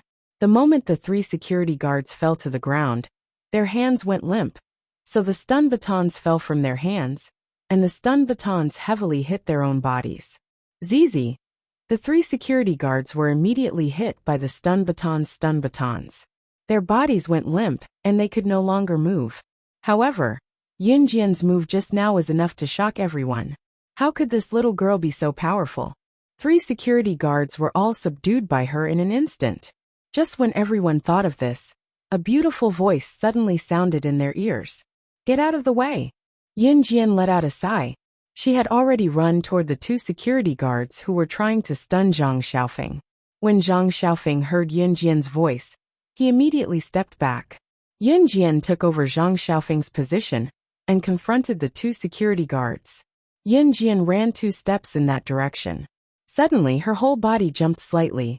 In the next second, under everyone's astonished gaze, she jumped up. After Yun Jian jumped up, she somersaulted in the air and stabbed the 2 security guards' hearts with the butterfly knife in her hand. Chapter 806. Zhang Jian, including the staff who were watching from afar, was dumbfounded. This young lady is too amazing. She only used less than 10 seconds to take on 5 people alone. Just as everyone was in shock, one of the staff noticed the 2 security guards' chests. "Look at their chests." That's. When someone shouted, everyone else shifted their gaze to the 2 security guards who were sent flying by Yun Jian's kick. What happened? At this moment, everyone present turned their heads to look in confusion. Yun Jian's butterfly knife slid across their chests, right in the middle of their hearts. There was a hole in their uniform, although the hole was not particularly eye-catching. If one were to take a closer look, they would realize that the hole was right in front of their hearts. If Yun Jian had only hit one security guard's chest when she swung the butterfly knife, everyone present might have thought it was a coincidence. However, she had hit both security guards' hearts at the same time. If Yun Jian had stabbed the 2 security guards' chests when she swung the butterfly knife, then these 2 security guards were dead for sure. Everyone present was completely shocked by the scene in front of them. Even Zhang Jian sucked in a breath of cold air. In comparison, Zhang Jian knew Yun Jian's identity. At that moment, Zhang Jian only wanted to clap for Yun Jian. Team Monarch/God lived up to her name. Zhang Jian swore that he would brag to his classmates when he returned to school. Just the thought of it made him excited. The 2 security guards who were lying on the ground felt a chill in their chests. When they got up from the ground, They realized that their uniform had been cut open by Yun Jian's butterfly knife. It was then that the two security guards felt their hair stand on end. Let's go. Yun Jian did not care about the shock around her. She closed the butterfly knife with a flip of her hand. Her expression was calm. She did not even turn around as she spoke to Zhang Xiaofeng and Zhang Jian behind her. With that, Yun Jian walked toward the elevator. After what Yun Jian had done just now, who would dare to stop her? Clap, clap. There really were people who stood out to stop them, only to hear two claps. A fashionably dressed man walked out of the corridor next to the elevator. As soon as the man appeared, he stood in front of Yun Jian, not letting her pass. This man had a good figure. He was tall, handsome, and had a high nose bridge. He was obviously an idol. However, this was indeed the case. Oh my God. Am I seeing things? That's Li Hang. I'm not dreaming, am I? I actually saw Li Hang. It really is him. It's him in person. I've long heard that he's an artist from our company, but I've never seen him in our company. Today, I finally get to see him in person. As soon as this fashionably dressed man with short black curly hair appeared, the female staff members who were originally in a state of watching the show completely lost their voices and screamed. Yun Jian frowned. Girl, just now, you were really amazing. The man who was being chased by the crowd was called Li Hang. At this moment, Li Hang was looking at Yun Jian with interest. Li Hang was an artist from Baiguang Model Agency. Now, because of a TV series that was broadcast some time ago, he became popular all over the country. She was one of the hottest new celebrities at the moment.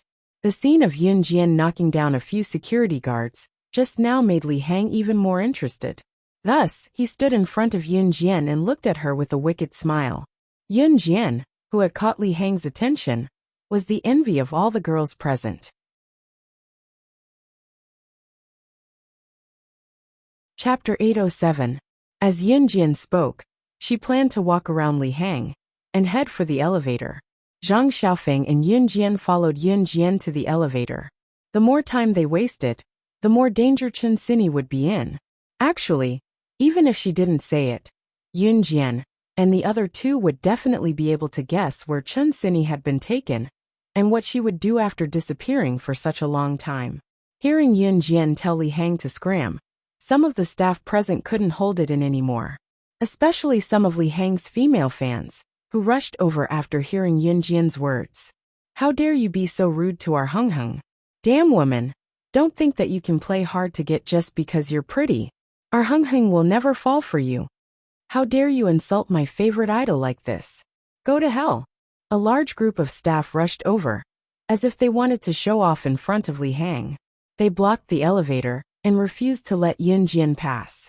Yun Jian was beautiful to begin with.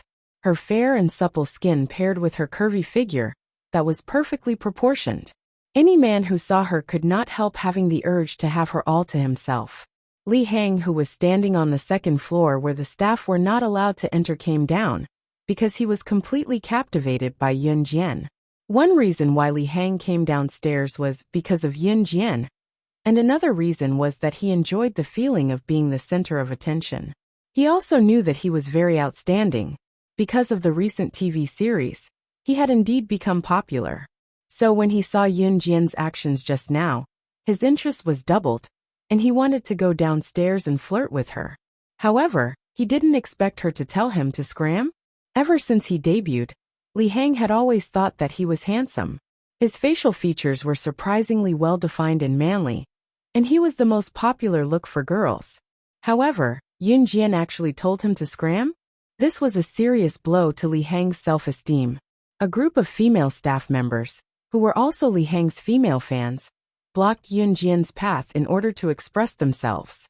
They didn't want to let Yun Jian pass. Li Hang, on the other hand, felt that he looked very handsome as he ran his fingers through his hair. He walked up to Yun Jian again and spoke to Yun Jian. Hey little girl, I've seen too many of your tricks. Tell me, are you my fan? She probably came here to get my autograph too, right? You were too fierce just now. In order to get an autograph from me, you actually hit the guard. But since you're chasing me like this, I'll give you an autograph. As he spoke, Li Hang lazily took out a marker from his trouser pocket. He deliberately made this lazy pose, which caused many female fans present to scream. "Little girl, where do you want to sign? Did he sign on your clothes?" Li Hang said as he reached out his hand. He stared at Yun Jian's voluptuous breasts for 2 seconds, and was about to reach out to Yun Jian. Just as Yun Jian was about to make a move, a slender, fair, and well-defined hand grabbed Li Hang's hand that was about to touch the corner of Yun Jian's clothes. Yun Jian turned her head and saw that Ce had already appeared here. At this moment, Ce's hand was grabbing Li Hang's wrist and twisting it. Crack! There was the crisp sound of bones breaking. Li Hang was suddenly pierced by this heart-wrenching pain, and he was suddenly drenched in sweat.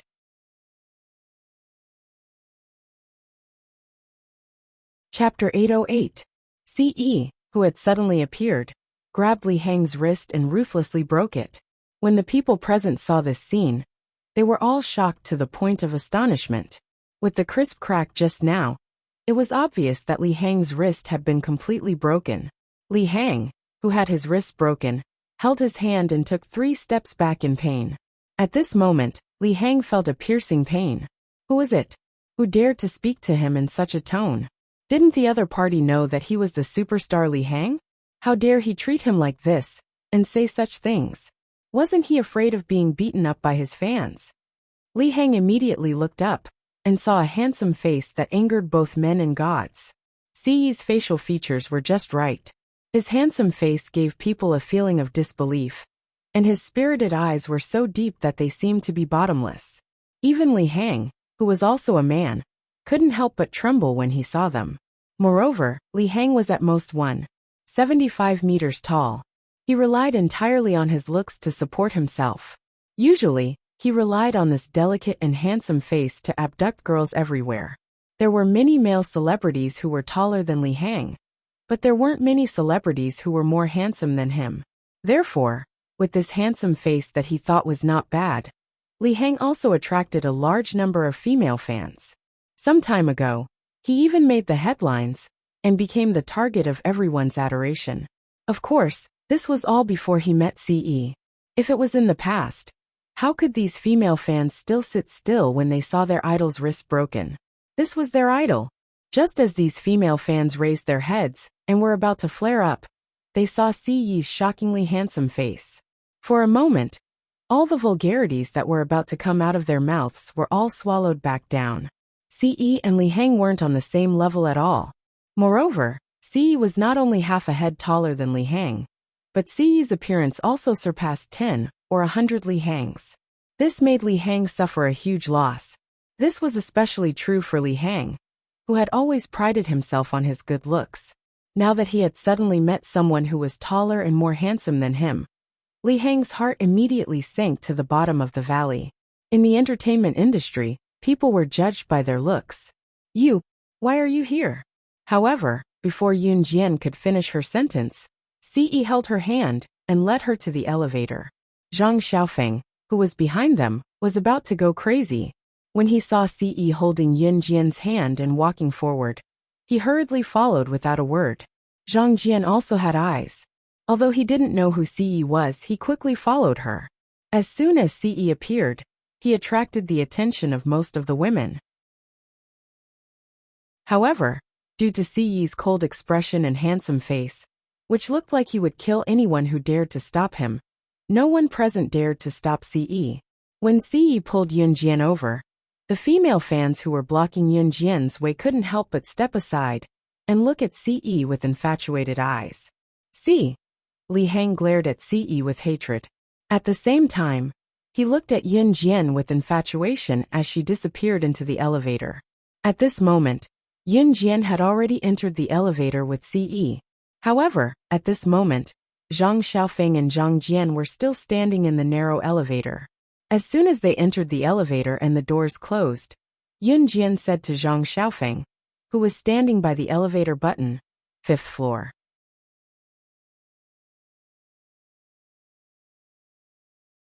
Chapter 809. 5th floor waiting room. Rewind time to 20 minutes ago. Chun Sini had been waiting in the waiting room on the 5th floor for almost half an hour.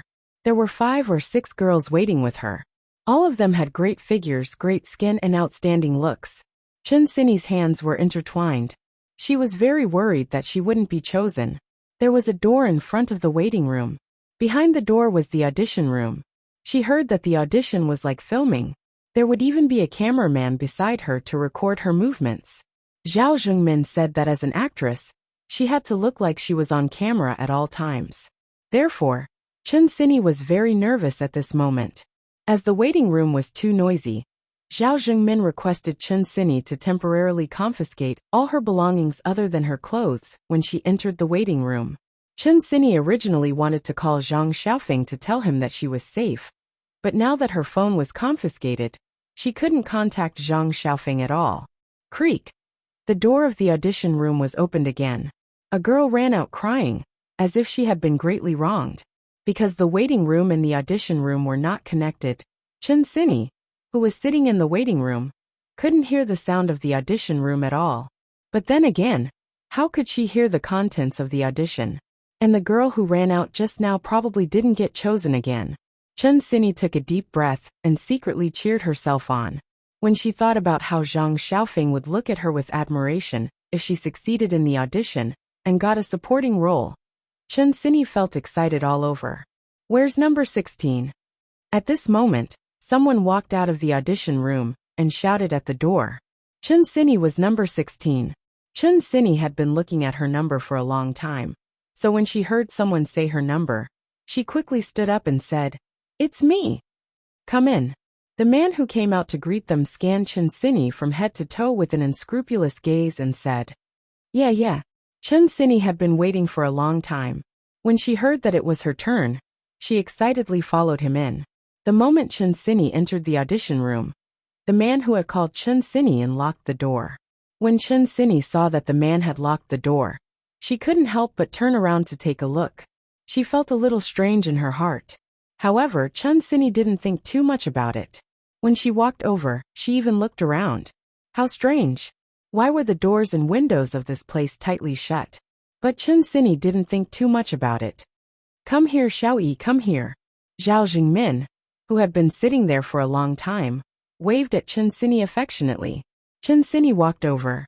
There were a few invigilators sitting there, and these invigilators all had shifty eyes. When they saw him enter, these invigilators kept looking at him. Chen Xinyi felt very uncomfortable, but she still walked over. "Xiaoyi, it's so hot here. Aren't you going to take off your jacket? Look, I'm only wearing a short-sleeved shirt. It's too hot. Don't let it affect your performance," Zhao Zhengmin said affectionately. His small eyes narrowed into slits, but they were sizing up Chen Xinyi.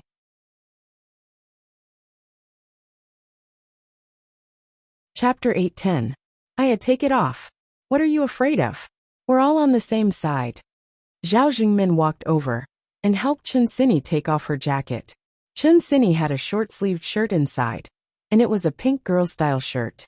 When they were on the phone, Chen Xinyi knew that Yin Jian would be wearing pink today, so she specially put on a jacket that was very similar to Yin Jian's. Chen Xinyi even said that she wanted to borrow some of Yin Jian's luck to pass the audition today. Everyone's eyes widened when they saw Chen Xinyi wearing a pink short-sleeved shirt. Chen Xinyi naturally didn't notice this. "That's more like it," Zhao Zhengmin said, and even patted Chen Xinyi's beautiful back affectionately, causing Chen Xinyi's entire body to stiffen. "All right, Xiaoyi, hurry up and go over." Zhao Zhengmin wanted to pat Chen Xinyi's beautiful back again, but this time, Chen Xinyi dodged it without leaving a trace. Chen Xinyi answered ambiguously and walked in that direction. She didn't know why, but Zhao Zhengmin's pat just now made her feel uncomfortable all over. Over here, over here." One of the invigilators who was sitting in his seat waved his hand at Chen Xinyi evilly. Chen Xinyi gritted her teeth and suppressed the disgust in her heart. In the end, she still walked over. "You may begin," one of the invigilators, who was bald and shifty-eyed, said. "This is your male counterpart. His name is Su Song." At this moment, Zhao Zhengmin had already walked over and introduced a man who could be considered handsome to Chen Xinyi. Although this man could be considered handsome, judging from his age, if he wasn't 40, he was at least in his 30s. "Hello." Chen Sini greeted him very politely. This man also responded, "These are your audition lines.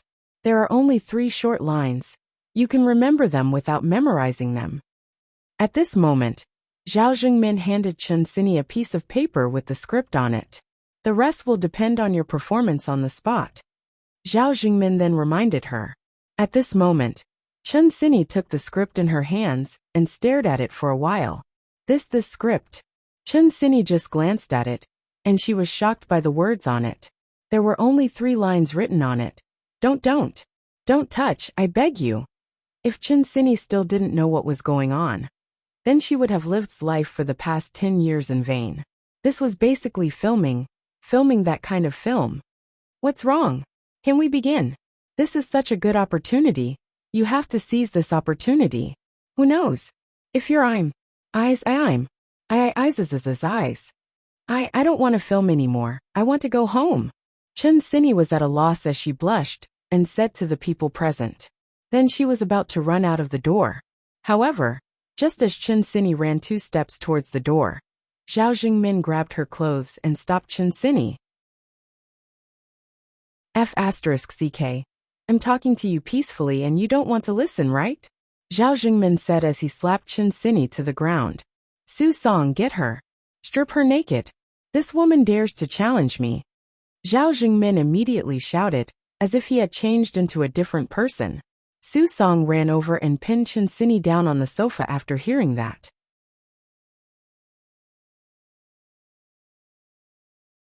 Chapter 8:11. The directors and invigilators sitting around seemed to be used to Su Song and Zhao Jingmin's actions. At this moment, these people were staring at Chen Sini with naked eyes, as if waiting for Chen Sini to be stripped naked. Get lost! Get lost! Chen Sini had been with Yin Jian for so long. Although she was not so weak that she could be trampled on, she was still no match for the man in front of her. After all, there was a huge difference between the physical strength of an ordinary man and a woman. However, when Su Song threw Chen Sini onto the sofa, Chen Sini was still able to stretch out her leg and kick away Su Song, who was about to pounce on her and take off her clothes. At this moment, Chen Sini wanted to tear Zhao Jingmin and the others into pieces. At this moment, she was very regretful. How could she really believe Zhao Jingmin's words? No wonder those girls were crying with their heads down when they left. So, photographer, take a picture of her whole body. Damn, this little girl has grown up. She wants to leave. Hee. Does she think that our Baiguang is a place where she can come and go as she pleases? Today, you have to be naked even if you don't want to. Do you think I'll let you do whatever you want?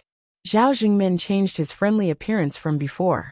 At this moment, he was like a villain who had revealed his true colors, making people extremely disgusted. Get lost! Chen Sini kicked Su Song's crotch hard. Su Song howled when Chen Sini suddenly kicked his groin. F***CK.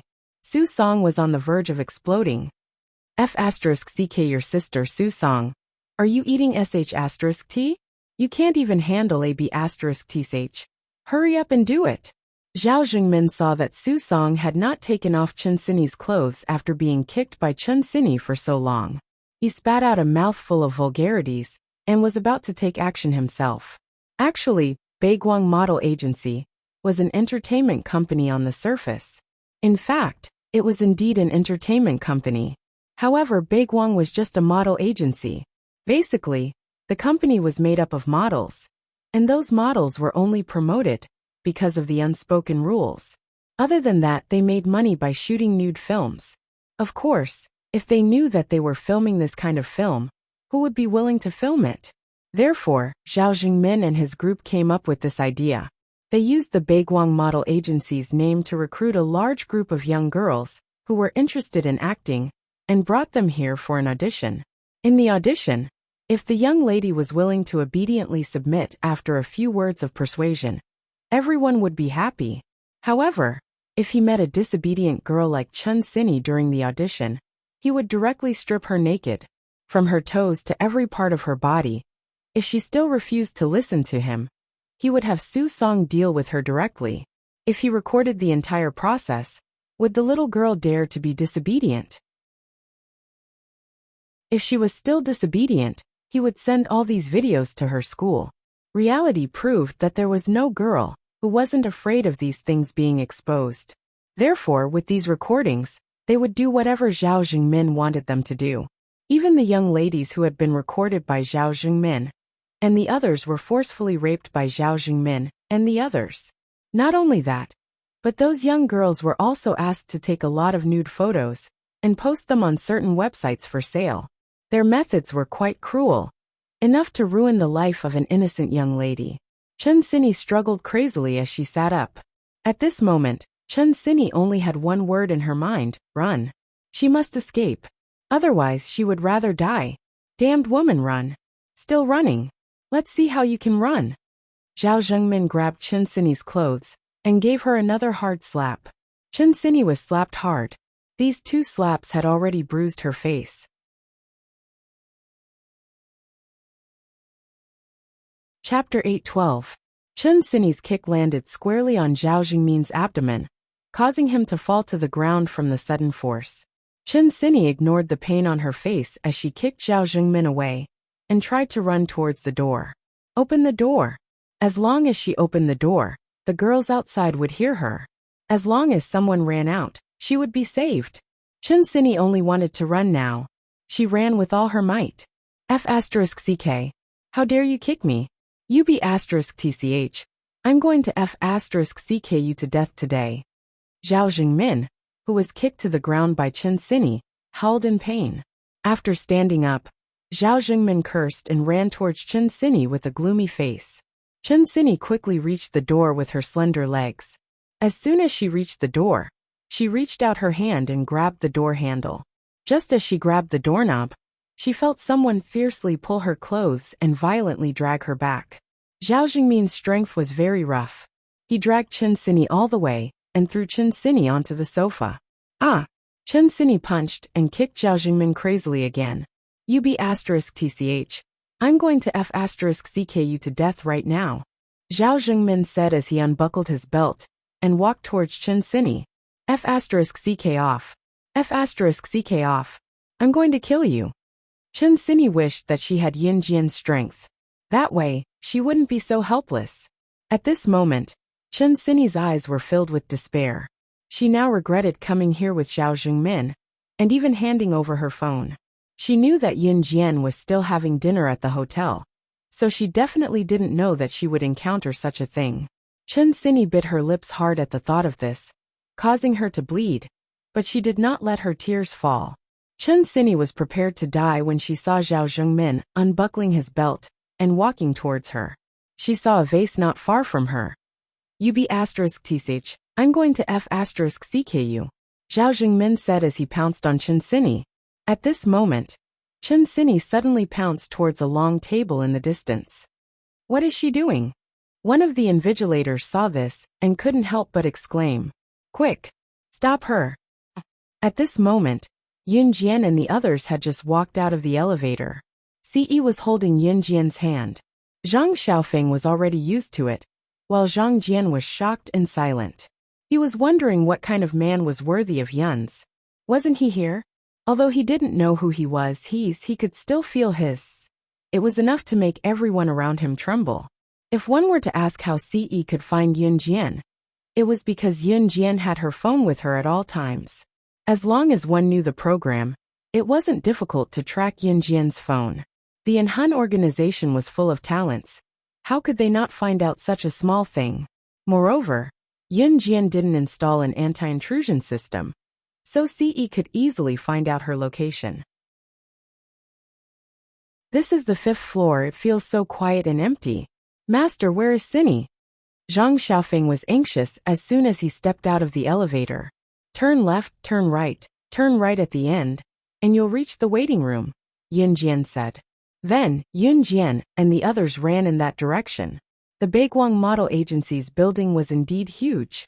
The 5th floor was a photography studio for models to shoot advertisements, so it took up a lot of space. At the same time, every room was soundproof, and there was no one in the corridor, so it felt very quiet.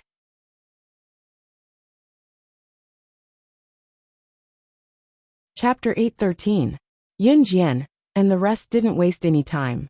Everyone knew that the faster they ran, the safer Chen Sini would be. When they went around the blind spot, they saw a mysterious door that was half open. There was a guard standing next to the door. The guard looked around from time to time. When he saw Yun Jian and the rest, he obviously trembled violently, as if he had been caught red-handed. Damn it! There must be a ghost. Zhang Xiaofeng growled, and quickly ran forward with Yun Jian and the rest. Stop! This is the audition venue. Unauthorized personnel are not allowed to enter.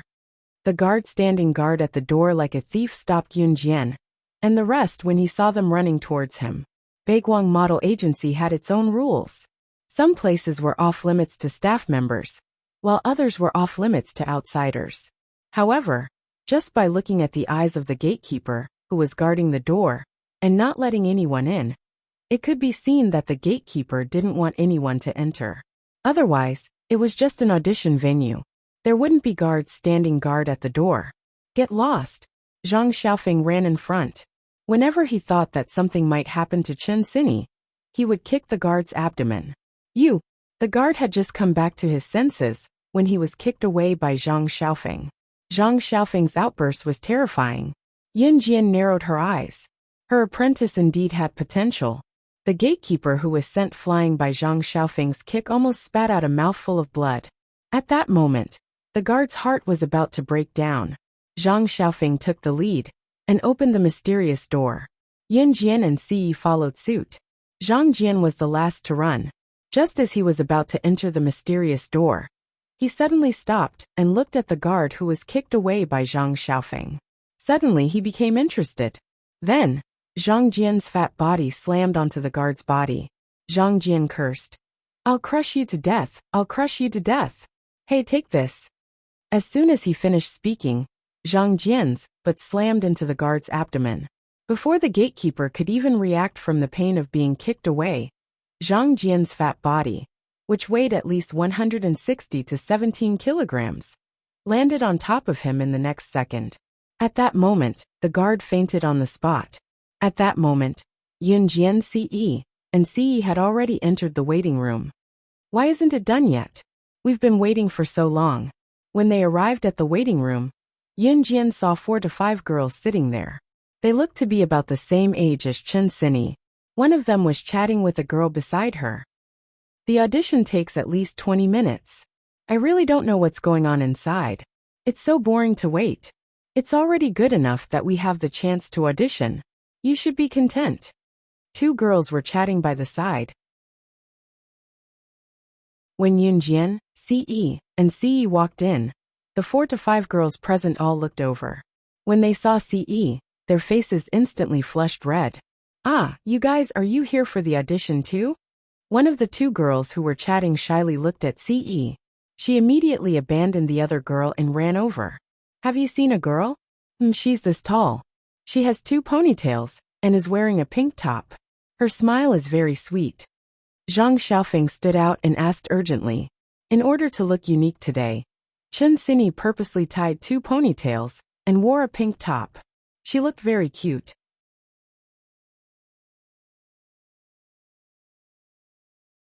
Chapter 8:14. After saying that, the girl who saw Ce blush shyly glanced at Ce. Even though Ce had not spoken a word throughout the conversation, and his gaze was fixed on Yun Jian could not help but feel a sense of relief. These girls would still keep their eyes glued to Ce. It could not be helped. After all, Ce's looks were too striking. Sit down and wait for a while. She will definitely come out soon. The girl glanced at Ce and said to Yun Jian and the other 2 girls, as well as Zhang Jian, who had just walked in. However, before the girl could finish her sentence, Zhang Xiaofeng and Yun Jian had already walked out of the audition room. As Yun Jian walked towards the audition room, Ce naturally followed behind her and stayed close to Yun Jian. When the girl saw that both of them had left, she felt unhappy. After all, she was pretty, but this handsome guy didn't even look at her. Hence, the girl followed them. Lanlan, what are you doing? The girl who had been talking to the girl asked as she pulled her back. I'm just following them to take a look. The girl named Lanlan let go of the other girl's hand and walked towards Yun Jian and Ce. This girl's name was Jiang Lanlan. She was quite pretty and had some good looks. She was the kind of girl who was tall and beautiful.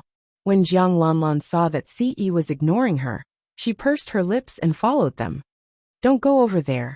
The audition room is still going on. It's not right for you to do this. Jiang Lanlan saw that Ce had turned his head slightly, so she swallowed her words. However, Ce wasn't looking at Jiang Lanlan. Instead, he was looking at Yin Jian. Open the door. Yin Jian ignored Jiang Lanlan and said to Zhang Xiaofeng, I told you not to open the door. You'll affect the audition. That's immoral. Ce was obviously not an immoral person. Jiang Lanlan was unhappy with Yin Jian, so she stood behind them and shouted. Even an idiot could see that Ce's doting gaze was because of Yin Jian. Hence, the more Jiang Lanlan looked at Yin Jian, the more unhappy she felt. While Jiang Lanlan was still talking, Zhang Xiaofeng had already reached out to open the audition room's door. Click! Zhang Xiaofeng frowned, and quickly turned to Yin Jian. Master, the door is locked. This young man called her master? Because Ce was looking at Yin Jian with doting eyes, Jiang Lanlan couldn't help but pay more attention to Yin Jian. Obviously, Jiang Lanlan had taken a liking to Ce and realized that Ce's focus was on Yin Jian. What surprised Jiang Lanlan was that Zhang Xiaofeng actually called Yin Jian master. Master? This girl was really interesting. She actually learned how to host a house party like a child. Jiang Lanlan couldn't help but laugh at Yin Jian in her heart. I'll do it. Just as Jiang Lanlan was about to say something, Yin Jian had already stood in front of Zhang Xiaofeng. She reached out her hand, and there was a metal wire in it. TSK, this metal wire. Are you going to use this to pry open the door? Do you think you're a trained agent in the military? To have this book. Jiang Lanlan couldn't help but speak up. Gotcha. Before Jiang Lanlan could finish her sentence, Yin Jian had already opened the door with the metal wire. Jiang Lanlan instantly shut her mouth.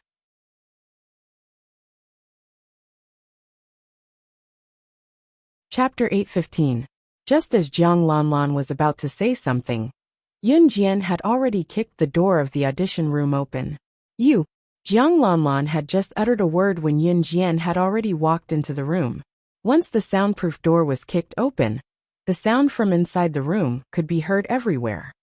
F***ck, you bunch of idiots. Who told you to stop her?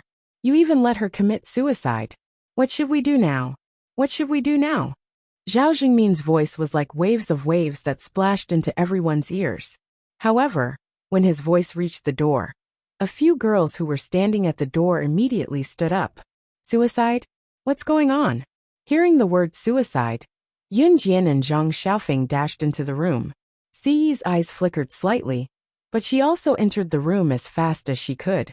When Jiang Lanlan heard the sound from inside, she frowned suspiciously and followed them in. Yin Jian and Zhang Xiaofeng were walking in front, but they were the first to see the scene in front of them. The audition room was very big, but it was dark. The curtains and windows were all closed, giving people the impression that they were standing in a pitch-black environment. Fortunately, the lights were still on, but because the sky was still bright outside, the lights didn't appear bright. Instead, it gave people the feeling that they were in a dark environment. However, Yin Jian and Zhang Xiaofeng weren't attracted by this scene.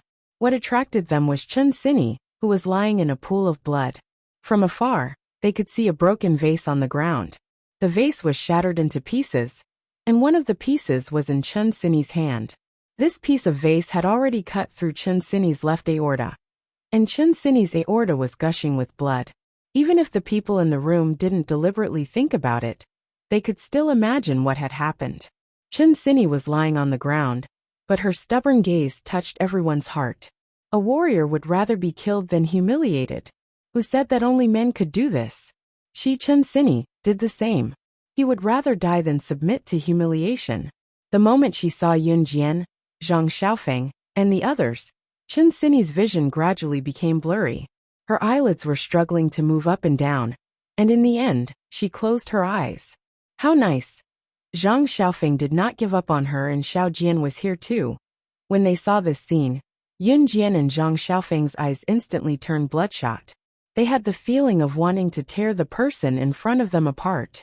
When Zhao Jingmin, and the others suddenly saw Yun Jian and the others in the audition room.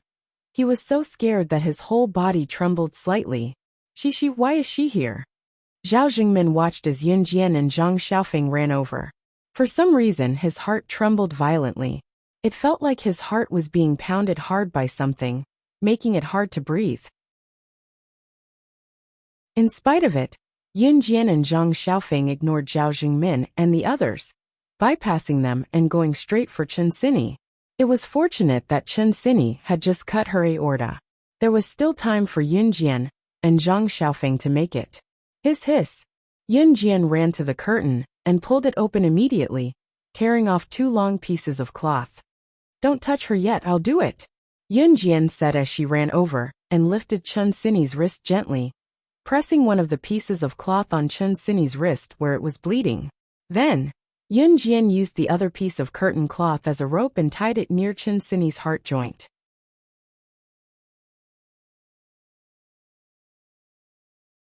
Chapter 8:16. Carry her, I'll send you to the hospital, Ce said to Zhang Xiaofeng briefly. Keep an eye on the wound on her wrist. As long as it doesn't bleed, it won't be too late to send her to the hospital. Don't be afraid, Yun Jian said. Her eyes were bloodshot as she looked at Chen Xinyi's wound. Chen Xinyi's face was bruised as if she had been slapped twice. Apart from that, Chen Xinyi's pink girlish jacket was also slightly wrinkled. It seemed like she had put up a huge struggle, just to avoid being humiliated. Let me carry her, I'm strong. Zhang Jian saw this and hurried over. With the help of Zhang Xiaofeng and Yun Jian, he carried Chen Xinyi's thin and weak body on his back. Then, Ce led Zhang Jian downstairs with Zhang Xiaofeng. Yun Jian didn't follow them to the hospital. She knew that Chen Xinyi would be fine. She had just bandaged Chen Xinyi's wound. As long as she sent her to the hospital in time, she would be fine. Moreover, Chen Xinyi had just cut her wrist, and didn't seem to have lost too much blood. Ce drove. Yun Jian was assured that he would be able to send Chen Xinyi to the hospital in the shortest time possible. Yun Jian had always been a vengeful person, so she didn't leave. Slow down, softer. Zhang Xiaofeng looked at Chen Xinyi's sorry state. On his handsome face, his dark eyes were covered by a layer of haze. Chen Xinyi had played with him since they were young. To Zhang Xiaofeng, although Chen Xinyi was his cousin, they were as close as real siblings. At this moment, Zhang Xiaofeng was worried about Chen Xinyi's injury and couldn't care less about revenge. Watching Zhang Jian carry Chen Xinyi out while Zhang Xiaofeng guarded them from the side, while Ce got down to drive the car, the 3 of them disappeared from the place. Yun Jian was squatting on the ground, but now she slowly stood up. The girls who were waiting in the waiting room saw Zhang Jian carrying Chen Xinyi out of the audition room with her clothes stained with blood. They were terrified and bewildered, but because of their bewilderment, they ran into the audition room. What was going on? Why did the girl who went in just now leave with blood all over her body? When the girl who was with Jiang Lanlan saw that Jiang Lanlan had followed her into the audition room, she frowned and walked over suspiciously. Lanlan, what's going on? Why did that girl leave with blood all over her body? She looks so scary. The girl shuddered and walked towards Jiang Lanlan. I don't know. Jiang Lanlan shuddered and swallowed her saliva. Looking at the horrifying scene, Jiang Lanlan could not care less that Ce, whom she had a good impression of at first sight, had left. This was the first time the girls saw someone covered in blood. Usually, they would be scared to death even if they were slightly injured. But when they saw Chen Xinyi leave with blood all over her body, they shuddered in fear. At this moment, Yun Jian was standing beside the curtain with her back facing Zhao Jingmin and the girls. At this moment, she slowly turned her head around, and the cruel killing intent on her face was on the verge of erupting. Everyone saw that her eyes were covered with blood vessels. Her eyes turned from black to slightly red. Everyone present couldn't help but shiver when they saw this.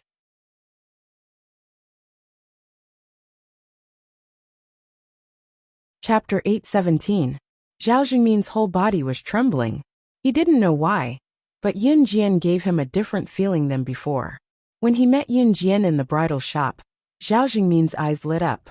Because at that time, Yun Jian really looked like an ordinary beautiful girl, so youthful and full of vitality. She really looked like a female student in school, giving people an indescribable and suffocating sense of beauty. That was why Zhao Jingmin kept pestering Yun Jian, because to Zhao Jingmin, whether it was him or his company, they really needed a pure and beautiful girl like Yun Jian. Moreover, there were so many girls auditioning today. In fact, Zhao Jingmin only wanted to choose the purest one to be the female lead of the new movie. The new movie this time was called Pure and Innocent Schoolgirl. However, the word pure came with double quotes. That's right, Zhao Jingmin and his group specialized in abducting young girls to shoot nude films in AV. Moreover, the girls he abducted were all pure and innocent girls who had dreams of becoming big stars. At that time, Zhao Jingmin felt that it was a pity that Yun Jian didn't agree to join, because he thought that if Yun Jian had come to the audition, then the female lead of the movie would have been none other than her. However, Zhao Jingmin was already very satisfied with Chen Xinyi, because Chen Xinyi's appearance was also clean and sweet. Especially in this group of girls, she stood out. Moreover, he tried his best to make her stay. However, he didn't expect that Chen Xinyi would have the courage to commit suicide in order to avoid being humiliated. In this day and age, there were very few people who would commit suicide in order to protect their innocence. No one was willing to be forced to submit. But in the face of death, innocence didn't seem so important to many people. Just now, Zhao Jingmin's slight tremble had already been noticed by Yun Jian. She slightly curved her lips into a smile. This smile was so eerie and strange that it made people unable to breathe. Jiang Lanlan and the other girls who were watching from afar were also frightened. At this time, the girls huddled together, not daring to walk or go forward. Who slapped her? Yun Jian calmly repeated this sentence again. Tell me. Then, she raised her voice all of a sudden. Her sudden high-pitched voice made everyone shudder in fright. Then she added, "You're not going to say it? Fine, then I'll kill all of you." Just as Yun Jian said this, he saw a shifty-eyed invigilator stand out. He pointed his finger at Zhao Jingmin, and was so scared that he confessed everything. It's him, it's him, it's him. Perhaps because the door was locked, or Yun Jian could still enter, or her aura was too strong, or her aura. But everyone's aura's aura was too strong. So very well. Yun Jian snickered, sending a chill down everyone's spine. Left or right hand? Yun Jian raised her eyes to look at Zhao Jingmin again. The words that came out of her mouth had a hint of evilness that could not be ignored. This time, Zhao Jingmin was completely scared. He was scared of Yun Jian's frightening tone. Right hand, this is all a misunderstanding. It's not what you think. I think we can have a good talk. Before Zhao Jingmin could finish, Yun Jian flew in front of Zhao Jingmin under everyone's gaze. She lifted her leg, and that slender leg of hers went over his head. With one kick, she viciously kicked Zhao Jingmin from the back.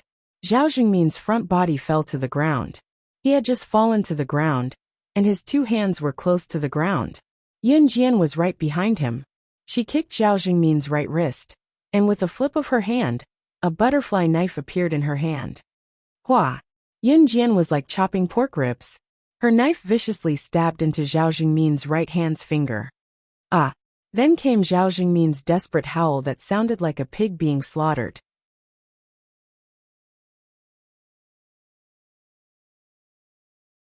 Chapter 818. It was chopped. Zhao Jingmin's thumb was chopped off by Yun Jian just like that. That's a finger we're talking about. Moreover, there were bones on his fingers. Yun Jian chopped off Zhao Jingmin's finger, like she was chopping up a pig's bone with just one slash. How much strength did she need to do that? Everyone present was dumbfounded. Their eyes were wide open, and their mouths formed an O shape. She was still a young girl. After chopping off Zhao Jingmin's right thumb, there wasn't even the slightest trace of fear on his face. Yun Jian's face was calm. She just looked at Zhao Jingmin, whose thumb was chopped off by her. There was not even a trace of fear on her face. Everyone present saw this scene, and had goosebumps all over their bodies. At the moment when everyone was surprised, Yun Jian's voice was heard again. You slapped her twice, didn't you? Yun Jian did not ask this question as a question, but said it in an affirmative tone. There were two palm prints on Chen Xinyi's face. Yun Jian was observant, and could naturally see it. Ah, ah. Zhao Jingmin's right wrist was still being stepped on by Yun Jian, but his whole body was rolling on the ground in pain. At this moment, Zhao Jingmin's mind was blank. His perception had been covered by the word pain. Pain, endless pain. Zhao Jingmin regretted it very much at this moment. How did he provoke Yun Jian, the devil? Yes, she was the devil. The devil. She was the Grim Reaper from hell. Ha! Yun Jian snorted softly. This snort made everyone's hair stand again. 2 slaps, 2 of your fingers. As soon as Yun Jian finished speaking, she stepped on Zhao Jingmin's wrist, bent down and chopped down with the butterfly knife. Ah! Zhao Jingmin was in so much pain that he could not feel anything. At this moment, he was rolling on the ground, and only one word came out of his mouth. Ah! Ah! Everyone present couldn't help but feel a chill run down their spines. Yun Jian's brutality sent chills down everyone's spines. Pooh! Zhao Jingmin's index finger was also chopped off by Yun Jian.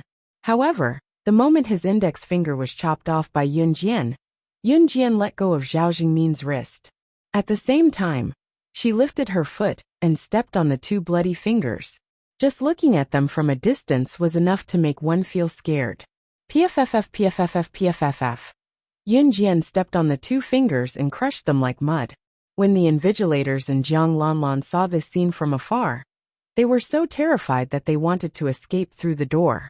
But in the end, under the pressure of Yun Jian, no one dared to take the lead and run. He was afraid that he would become the next Zhao Jingmin. At this time, Zhao Jingmin had already fainted from the pain. Do you guys want to taste death too? Yun Jian waved the 2 butterfly knives. She turned around and walked towards the invigilators and the director. No, it has nothing to do with us. No, please, we won't dare to do it again. These invigilators and directors were so scared that their bodies were trembling. At this moment, all of them were trembling uncontrollably. Jiang Lanlan was dumbfounded. She didn't expect Yun Jian to be so cruel. How could a good girl like Jiang Lanlan have seen such a bloody scene? She was even secretly glad that she didn't provoke Yun Jian.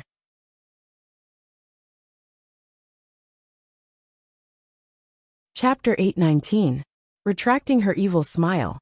Yun Jian turned around and walked towards the group of examiners. Why don't come over.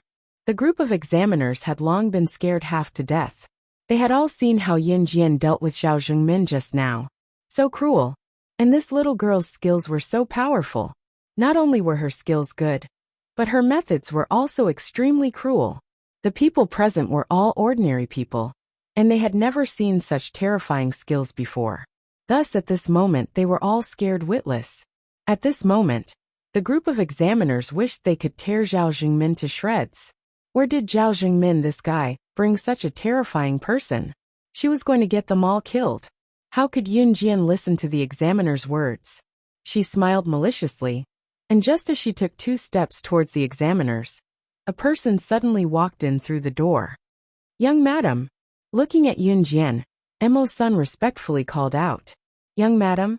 Even the examiners who were still nervous and scared, as well as Jiang Lanlan and the others who were about to faint from the terrifying visual impact, were all shocked and bewildered. There was actually such a title in this day and age, young madam, but the people present didn't think much of it. Yun Jian looked up at Emo's son, and she knew that he must have been sent by CE. Yun Jian lightly pursed her lips, and then her eyebrows lightly raised. Emo's son had already turned his gaze towards the examiners. Young madam, do you need me to kill them for you? Emo's son said, and a murderous intent surged from his brows. When CE sent him the message, Emo's son had just found Adam and Lan Su who were taking a walk. The moment he saw CE's message, he immediately rushed here. No, Yun Jian frivolously said. The examiners fiercely let out a sigh of relief. Although Yun Jian had just chopped off 2 of Zhao Jingmin's fingers, fortunately, only Zhao Jingmin and Su Song had attacked Chen Sini. If Yun Jian still refused to stop, they would sell Su Song out and protect themselves. Moreover, murder was illegal. Yun Jian naturally couldn't kill them. What the invigilators were afraid of was that this was an enclosed space. Yun Jian was so powerful that no one could run out to call the police. Under such circumstances, If Yun Jian wanted to kill them, it would be no different from crushing an ant. This matter is our fault. We didn't know that she was your friend. We promised to delete all the recordings of your friend. We hope that you can forgive us. The thievish-looking invigilator stood up and said. He thought that Yun Jian had already forgiven them. But who knew that Yun Jian didn't pay any attention to the invigilator's words at all. She turned her head sideways, showing her delicate and beautiful little face to the few of them. Emo-san, chop off everyone's genitals here and feed them to the dogs. Yun Jian's words were simply murderous. In an instant, the faces of the invigilators turned pale. Yes. It was also at this moment that Emo-san answered and stepped forward. At this moment, Emo-san was already holding a small knife in his hand. Always remember the young master's instructions. Whatever Yun Jian said was the young master's order. Emo-san walked towards the group of invigilators. Seeing this, Yun Jian also walked towards the door. Just as she walked to the door, before she walked out, Yun Jian turned her head and glanced at Jiang Lanlan and the others. Still not leaving? Are you waiting for death?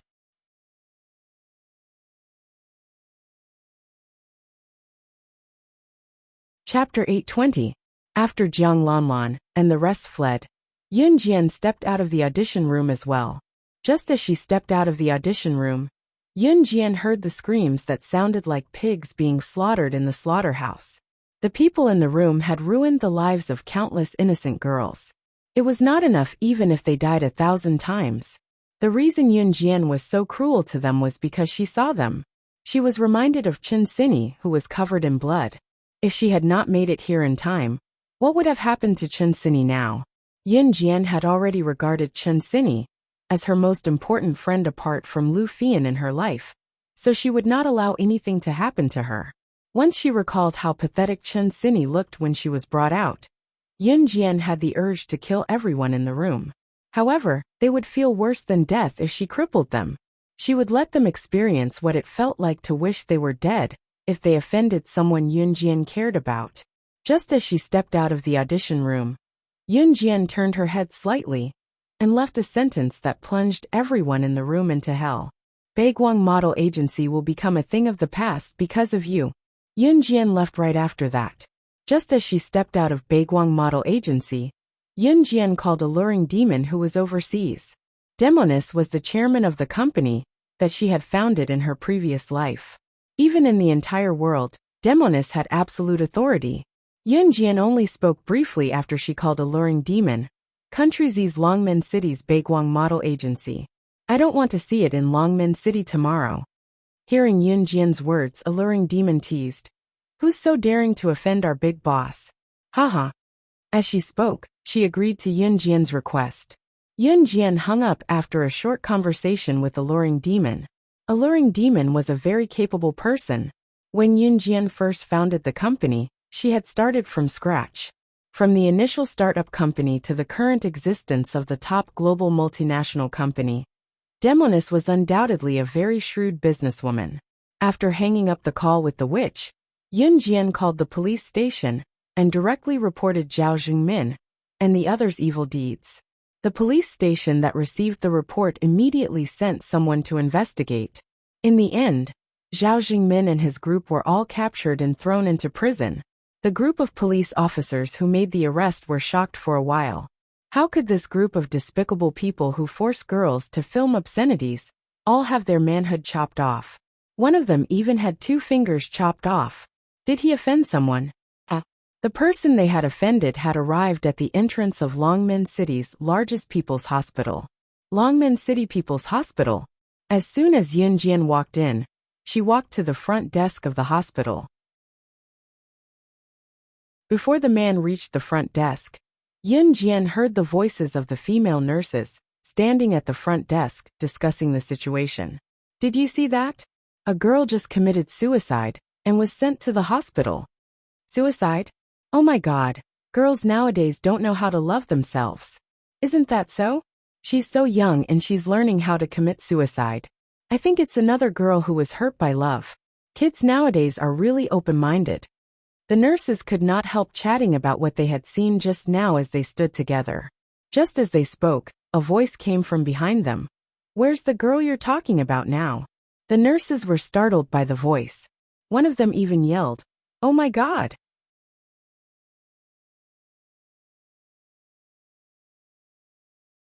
Chapter 821. As she spoke, the nurse appeared to be afraid. What had the nurses and doctors in the hospital not seen before? The nurses in front of her looked quite young. They were probably inexperienced, which was why they looked a little flustered. Yunjian turned around and ran towards the emergency room after hearing the nurse's words. After taking 2 steps, she stopped and turned around to look at the group of nurses. She didn't commit suicide because she was hurt by love. Don't gossip behind people's backs. After Yunjian finished speaking, she turned around and ran towards the emergency room, ignoring the nurses' reactions. The nurses who stood there were stunned for a few seconds. One of them even spat out, "What are you talking about? Is she crazy? Who knows? Forget it. Don't talk about it. Hurry up and get to work," another nurse added. Yunjian had already arrived at the emergency room's entrance. Just as she ran into the emergency room, she saw Zhang Xiaofeng and Zhang Jian sitting at the entrance. Ce was standing beside the emergency room's bench. "How is he?" Yunjian walked over and asked. "He's still being resuscitated." Zhang Xiaofeng covered his forehead with his hand and said in a muffled voice. Even though she couldn't see Zhang Xiaofeng's expression, she could tell that Zhang Xiaofeng's expression was definitely one of misery. "He'll be fine." Yunjian walked over and said softly. There were 3 rows of benches beside the emergency room. Zhang Xiaofeng and Zhang Jian each sat on one, leaving 1 empty seat. Ce pulled Yunjian and discreetly made Yunjian sit down. He himself was standing. 2 hours later, the emergency room's lights finally went off. When the doctor opened the door and came out, Zhang Xiaofeng's heart almost stopped. "Doctor, how is it?" Zhang Xiaofeng was the first to stand up and walk over. "Fortunately, you sent him here in time. The hospital happened to have type A blood, and he's still receiving blood transfusions. However, his condition has mostly stabilized and he's fine now." The doctor's words were even more pleasant than the sound of nature to everyone's ears. Zhang Xiaofeng heaved a sigh of relief. Yunjian already knew this would happen, so she wasn't surprised. Half an hour later, Chen Sini was transferred to the ward. Chen Sini hadn't woken up yet.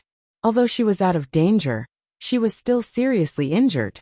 If the blood rejected her during the blood transfusion, she would die if it wasn't discovered in time. Therefore, they needed someone to keep watch at night. No matter what, Zhang Xiaofeng said that he had to keep watch tonight.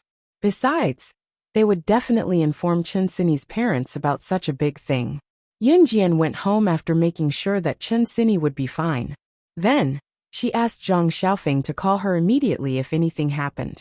Zhang Jian carried Chen Sini downstairs and to the hospital today. He was careful and fast. He deserved a lot of credit. Indeed, having great strength had its benefits. Now that he heard that Chen Sini was fine, he went home with peace of mind. When Yunjian and Ce arrived home, it was already past 10 at night.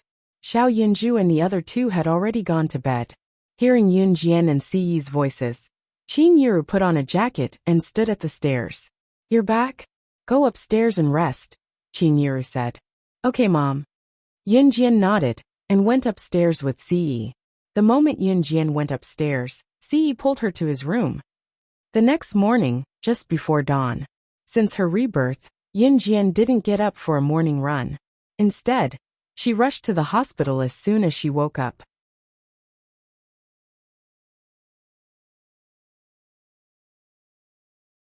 Chapter 822.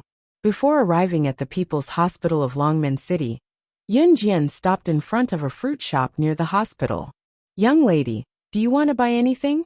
The shop owner hurried out to call out when he saw the arrival of business.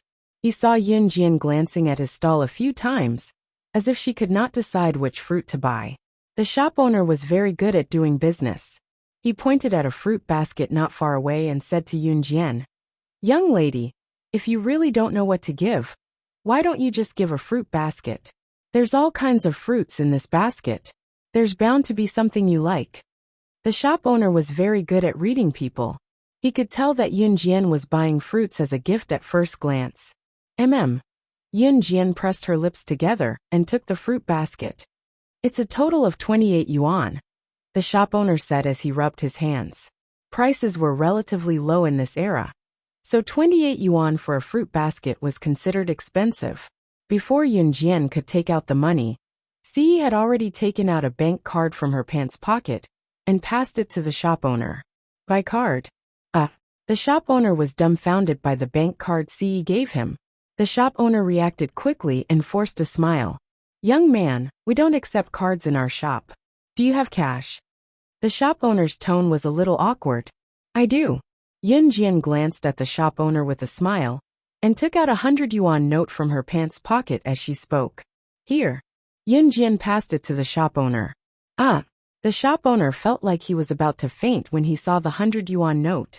It was such a huge amount of money. Did he not have enough loose change in his shop? Hold on. I'll go to the shop opposite to give you the change, the shop owner said, and was about to go to the shop opposite to see if he could get some loose change. No need, Yun Jian said. The shop owner was dumbfounded by Yun Jian's reply. She had loose change. This was the shop owner's first thought. There's no need to look for it, Yun Jian said in the next second. With that, she walked towards the hospital with Ce. This caused the shop owner to be dumbfounded. The remaining money could be used to buy 3 or 4 blue fruits. They didn't want it anymore. These two young lovers were really rich. The shop owner was very surprised, but he still shook his head helplessly. Suddenly, he couldn't help but feel that he had made a big deal today. Yun Jian was in a hurry to go to the hospital to see Chen Sini, so she took big strides. 1 step from Ci's long legs was equivalent to 2 steps from Yun Jian, so Yun Jian quickened her pace.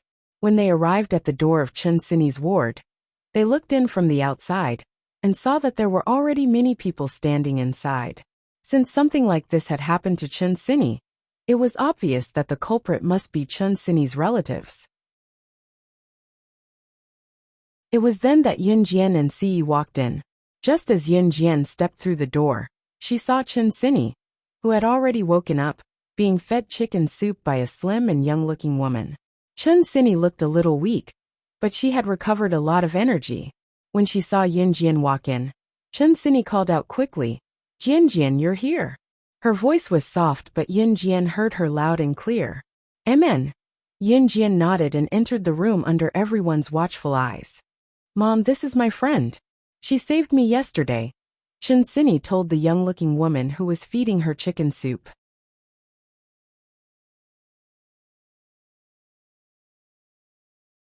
Chapter 823. This young-looking woman was actually in her 40s. Because she took good care of herself, she looked very young. This young woman was called Wuxia, Chen Sini's mother. She was beautiful, and her appearance was also outstanding. Of course, because she was old, her appearance would definitely deteriorate. Did you save Xiao Yi? Thank you so much. Wuxia looked at Yun Jian and quickly put down the chicken soup in her hand.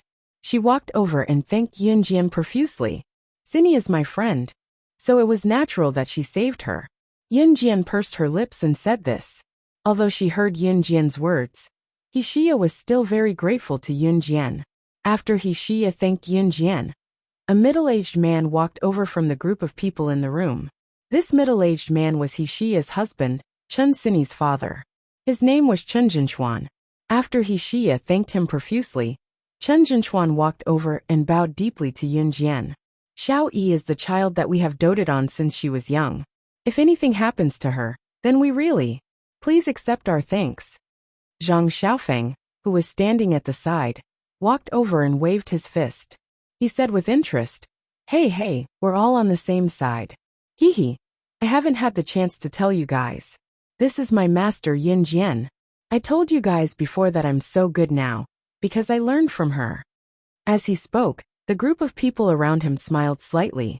It was as if they were affected by Zhang Xiaofeng's lively atmosphere. Yun Jian also smiled politely to show her friendliness. She wasn't particularly good at being polite to people. It's really infuriating. That Baiguang model agency is actually doing this kind of shady business. If you ask me, Jinchuan, you should destroy it. This room was filled with Chen Sini's relatives. At this moment, a man with a beer belly stood up and suggested to Chen Jinchuan. Chen Jinchuan was a rich boss, and he was as capable as Zhang Xiaofeng's father. Chen Jinchuan also owned a company. He was a talent himself, and the company had recruited many talents. Therefore, Chen Jinchuan's company was quite big. Although Chen Jinchuan's company was big, it couldn't bring down Baiguang Model Agency. This was because Baiguang Model Agency was not something that could be destroyed by ordinary people. As for the relatives who came to visit Chen Sini, it was purely because Chen Jinchuan was rich that they came to visit Chen Sini. If it weren't for the fact that Chen Jinchuan's family owned a large company, how could these relatives all come to visit Chen Sini on the morning of her accident? He reckoned that all of them had already run far away. Just as the man with the beer belly finished speaking, another man who looked more experienced rushed to flatter Chen Jinchuan. Don't spout nonsense. When I was reading the newspaper this morning, I saw that Baiguang Model Agency was banned for some reason. And it must have been done by someone. It's such a big company. The newspaper headline just 2 days ago said that Baiguang Model Agency was the most capable new company representative, but it was banned this morning. What does this mean? It must have offended someone. As the experienced man spoke, he changed the topic to Chen Jinchuan. If you ask me, only you Chen Jinchuan can run Baiguang Model Agency. For a big boss like you, a mere Baiguang Model Agency should be a piece of cake, right? These relatives who were lying through their teeth were the funniest.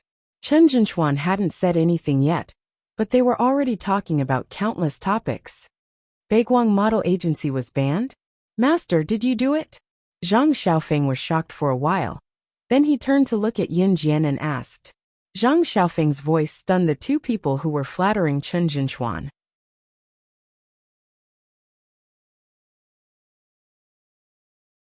Chapter 824. Baiguang Model Agency was considered a big shot in the eyes of the people present.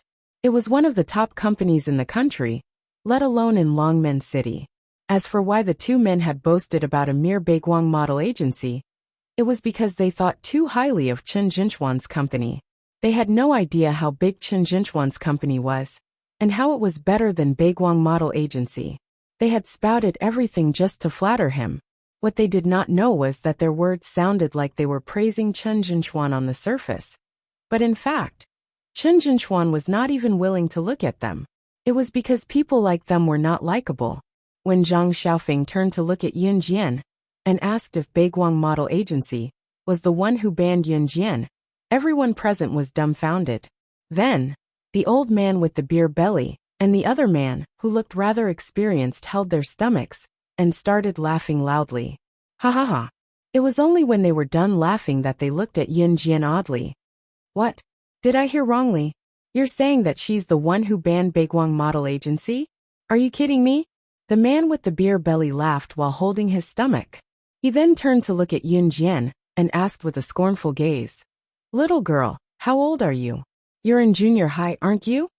As he spoke, the man with the beer belly turned to look at Chen Jinchuan, the sneer on his face vanishing instantly. Jinchuan, just tell me. Your daughter was bullied by Baiguang Model Agency. How could you let those people go? You're really something though. You've built a company by yourself, and even banned a big company like Baiguang Model Agency. You're really something, kid. The man with the beer belly spoke to Yin Jian with contempt, but when he turned to talk to Chen Jinchuan, his face was filled with admiration. There was a sense of flattery in his admiration that could not be ignored. I'm not the one who banned Baiguang Model Agency. I don't have that ability. Chen Jinchuan sighed and clenched his fists. His daughter had been bullied by Baiguang Model Agency, but he didn't have the ability to personally shut Baiguang Model Agency out.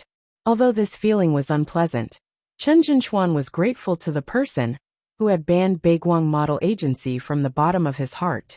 Chen Jinchuan even thought that to be able to ban Baiguang Model Agency in less than a day, the other party must be a famous company in the country, or even an international company. Just as Chen Jinchuan was thinking about this in admiration, a pleasant and calm female voice was heard. That's right. I was the one who banned Baiguang Model Agency. Was she the one who banned them? Her.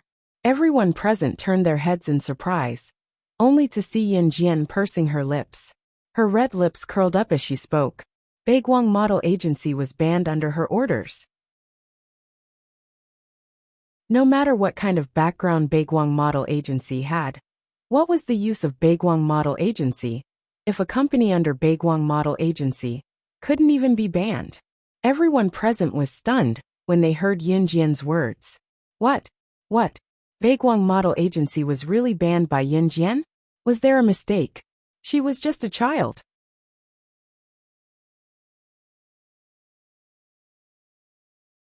Chapter 825. Even Chen Jinchuan was dumbfounded, confused by Yin Jian's words. It was not that Chen Jinchuan looked down on Yin Jian, but what kind of existence was Baiguang Model Agency? At least in Longmen City, Baiguang Model Agency was considered a big name. It was even close to breaking out of Longmen City and becoming the top entertainment company in the country. In other words, a large company like Baiguang Model Agency would one day become the top entertainment company in Country Z. Since it had been established for a long time, it had nurtured countless famous models and artists until now. It had a bright future ahead of it. Chen Jinchuan's company might still be on par with Baiguang Model Agency, but it was impossible for Chen Jinchuan to shut Baiguang Model Agency out. That was why Chen Jinchuan was so shocked. Yin Jian said that she was the one who shut down Baiguang Model Agency. Who was she? What force would shut down Baiguang Model Agency? The man with the beer belly and the more experienced man were completely dumbfounded. After the initial shock, however, distrust was written all over their faces. Come on, young lady. I understand that you want to take credit, but Baiguang Model Agency isn't something you can shut down just because you say so. We have to look at the actual situation. You can't just spout nonsense like that. The man with the beer belly added. He thought that Yin Jian was eager to show off in front of Chen Jinchuan, and that Yin Jian wanted to take credit in front of the latter like he did. Yin Jian understood what he meant, but Yin Jian only smiled faintly and did not bother to explain herself. Take credit for what? Are you crazy? Does my master need to take credit? Zhang Xiaofeng could not hold himself back and shouted. That's right, my Jian doesn't need it. Chen Xinyi was lying on the bed. If she was not held down by Xia, she would have stood up to speak up for Yin Jian. The man with the beer belly fell silent after Zhang Xiaofeng, and Chen Xinyi scolded him. Zhang Xiaofeng and Chen Xinyi's parents owned big companies, while the man with the beer belly was just a poor worker. Once they heard that Chen Xinyi was in trouble, they came to visit her immediately to leave a good impression on Chen Jinchuan. The man with the beer belly dared not refute Zhang Xiaofeng and Chen Xinyi's words. Be it Zhang Xiaofeng or Chen Xinyi's father, they were both directors of a collective company. This beer-bellied man and his group of people flattered them. Wasn't it because they wanted them to remember their family ties and become rich with them? Zhang Xiaofeng, Xinyi, that's enough. Chen Jinchuan spoke with a frown. Zhang was the man's Zhang Xiaofeng was the man with the beer belly. Once Chen Jinchuan spoke, everyone else fell silent. Chen Jinchuan smiled at Yin Jian awkwardly and said, no matter what, Xiaoyi was saved because of you. The doctor said that her injury isn't serious, and she can be discharged next Saturday morning. To express my gratitude, I'll invite you to our house for dinner next Saturday. Otherwise, I'd really feel bad. Other than Chen Xinyi and Xia who knew about it, everyone else was taken aback by Chen Jinchuan's sudden invitation. In spite of it, Yin Jian had saved Chen Xinyi's life, so it was not strange for Chen Jinchuan to invite her. Yin Jian, come. You must come to my house next Saturday.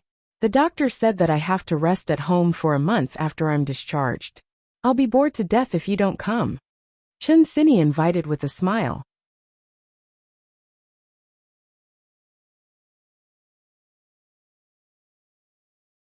Chapter 826. Chen Jinchuan grinned when he heard that Yin Jian had agreed to come to his house for dinner next Saturday. He found Yin Jian, his daughter's best friend, rather pleasing to the eye. It's decided then. And this young man, come along next Saturday as well. The more the merrier, haha. As Chen Jinchuan spoke, he noticed Ce who was standing beside Yin Jian, and extended a token invitation as well. Before Ce could say anything, however, Yunjian had already declined on his behalf. He's busy next Saturday. He probably won't be able to make it. Hearing that Yunjian had declined on behalf of Ce, Chen Jinchuan added, "Ha, that's quite a pity." Actually, Chen Jinchuan had only invited Ce because he thought that Ce would be coming with Yunjian to visit Chen Sini. Out of courtesy, he could not just invite Yunjian alone. It would be rather awkward for Ce to accept such an invitation. Under such circumstances, Yunjian had declined on behalf of Ce to avoid embarrassment. Yunjian put down the fruit basket before she left, eliciting another round of thanks from He Xia and Chen Jinchuan. Yunjian left the hospital with Ce after learning that Chen Sini was all right. Zhang Xiaofeng agreed to Chen Sini's request and sent Yunjian downstairs from the hospital ward until they left Longmen City People's Hospital. "Master, don't worry. Sini will be fine with us taking care of her. I'm planning to take a day off this week to accompany Chen Sini in the hospital. She won't be bored then." "Hehe, Master, please thank Zhang Jian on my behalf.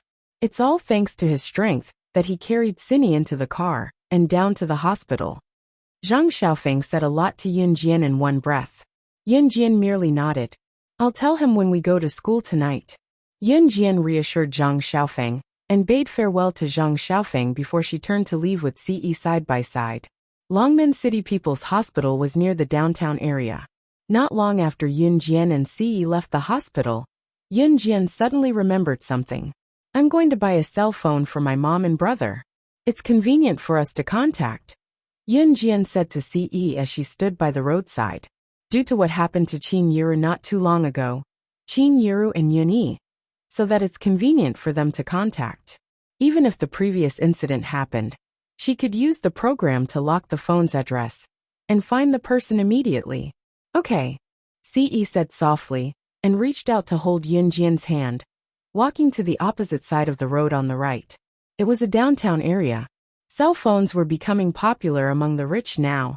In 1999, Nokia was the first to launch the first WAP cell phone, the Nokia 7110, in country Z. Yunjian caught up with the trend and bought two Nokia 7110 cell phones for Qin Yiru and Yunyi respectively. It was past 9 in the morning. Yunjian and Ce had just returned home to see Qin Yiru and Gu Junjian arranging the barbecue equipment. Spring was coming. As the weather was getting warmer, the bone-chilling cold of winter had passed. It was the season where everything was rejuvenating. This meant that spring had arrived. Spring always made people think of spring outings. Not only would schools organize spring outings, Gu Junjian had applied for a day's leave from the military and prepared the barbecue equipment to bring Xiao Yunju and the other children for a picnic. It was the weekend and Yunjian did not have to go to school, so Gu Junjian had decided to bring the children for a picnic at the last minute.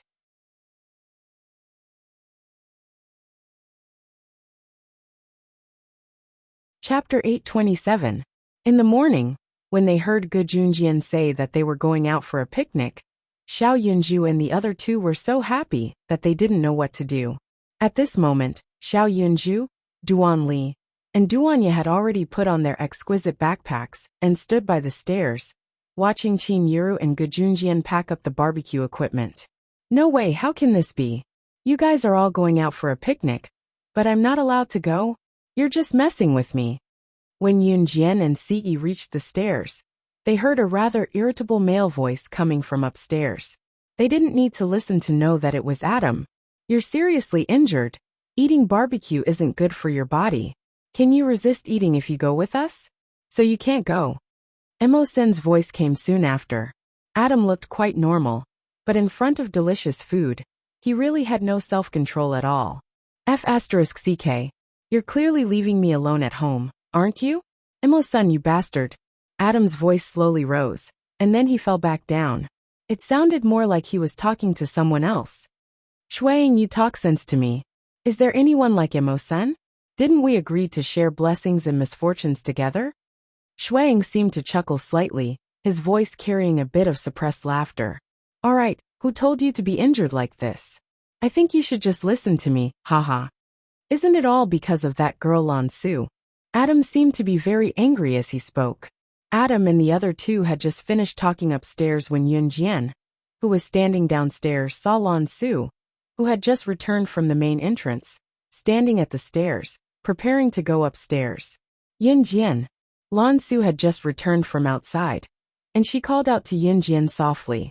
Yun Jian nodded and smiled slightly. Lan Su naturally heard the conversation between Adam and the other two upstairs. At this moment, Lan Su had gone upstairs before Yun Jian. Yun Jian and Si walked behind Lan Su leisurely. As soon as they reached the second floor, Adam and the other two, who were standing by the stairs on the second floor, were slightly stunned. Damn it, damn girl. Why didn't you say anything when you came up? Adam was just talking about Lan Su when he suddenly saw Lan Su coming up from downstairs. He cursed. Lan Su cast a sidelong glance at Adam. Then, she walked past Adam and the other two, intending to head back to her room. Adam gulped. Just as he thought Lan Su was angry, he heard Lan Su turn to Adam and say, I won't go with you. I'll stay at home with you. This could be considered as a little compensation for Adam. After all, Adam was injured because of him. If he also went to the cookout and left Adam at home, no one would feel good. No, damn girl, you. I didn't mean that. Adam thought that Lan Su was angry. He irritably reached out to touch his head and said, I don't want you to stay at home. Who wants you to accompany me? Just looking at you makes me annoyed. After saying that, Adam turned around and walked away in a hurry. These two are really conflicted. Shuang couldn't help but laugh loudly. Then he walked in front of Ce and happily called out, Young master. We're leaving. Hurry up and go downstairs. Qin Yiru shouted from downstairs. Just as Qin Yiru shouted this sentence, there was a dong dong dong sound at the door. The door wasn't closed, but the person outside the door still knocked symbolically. Is there anyone here? Someone peeked in to take a look. When the man saw Qin Yiru in the house, he brought a few men into the house without a care in the world. You're tuning in to the Li Mei's Wuxia Whispers YouTube channel. We're so grateful for your support. And don't forget to subscribe to join us on this incredible journey through captivating stories. Your generosity through donations truly makes a world of difference, as it's the primary source of revenue that allows me to expand and enhance this channel for you. Thank you from the bottom of my heart for being a part of this adventure.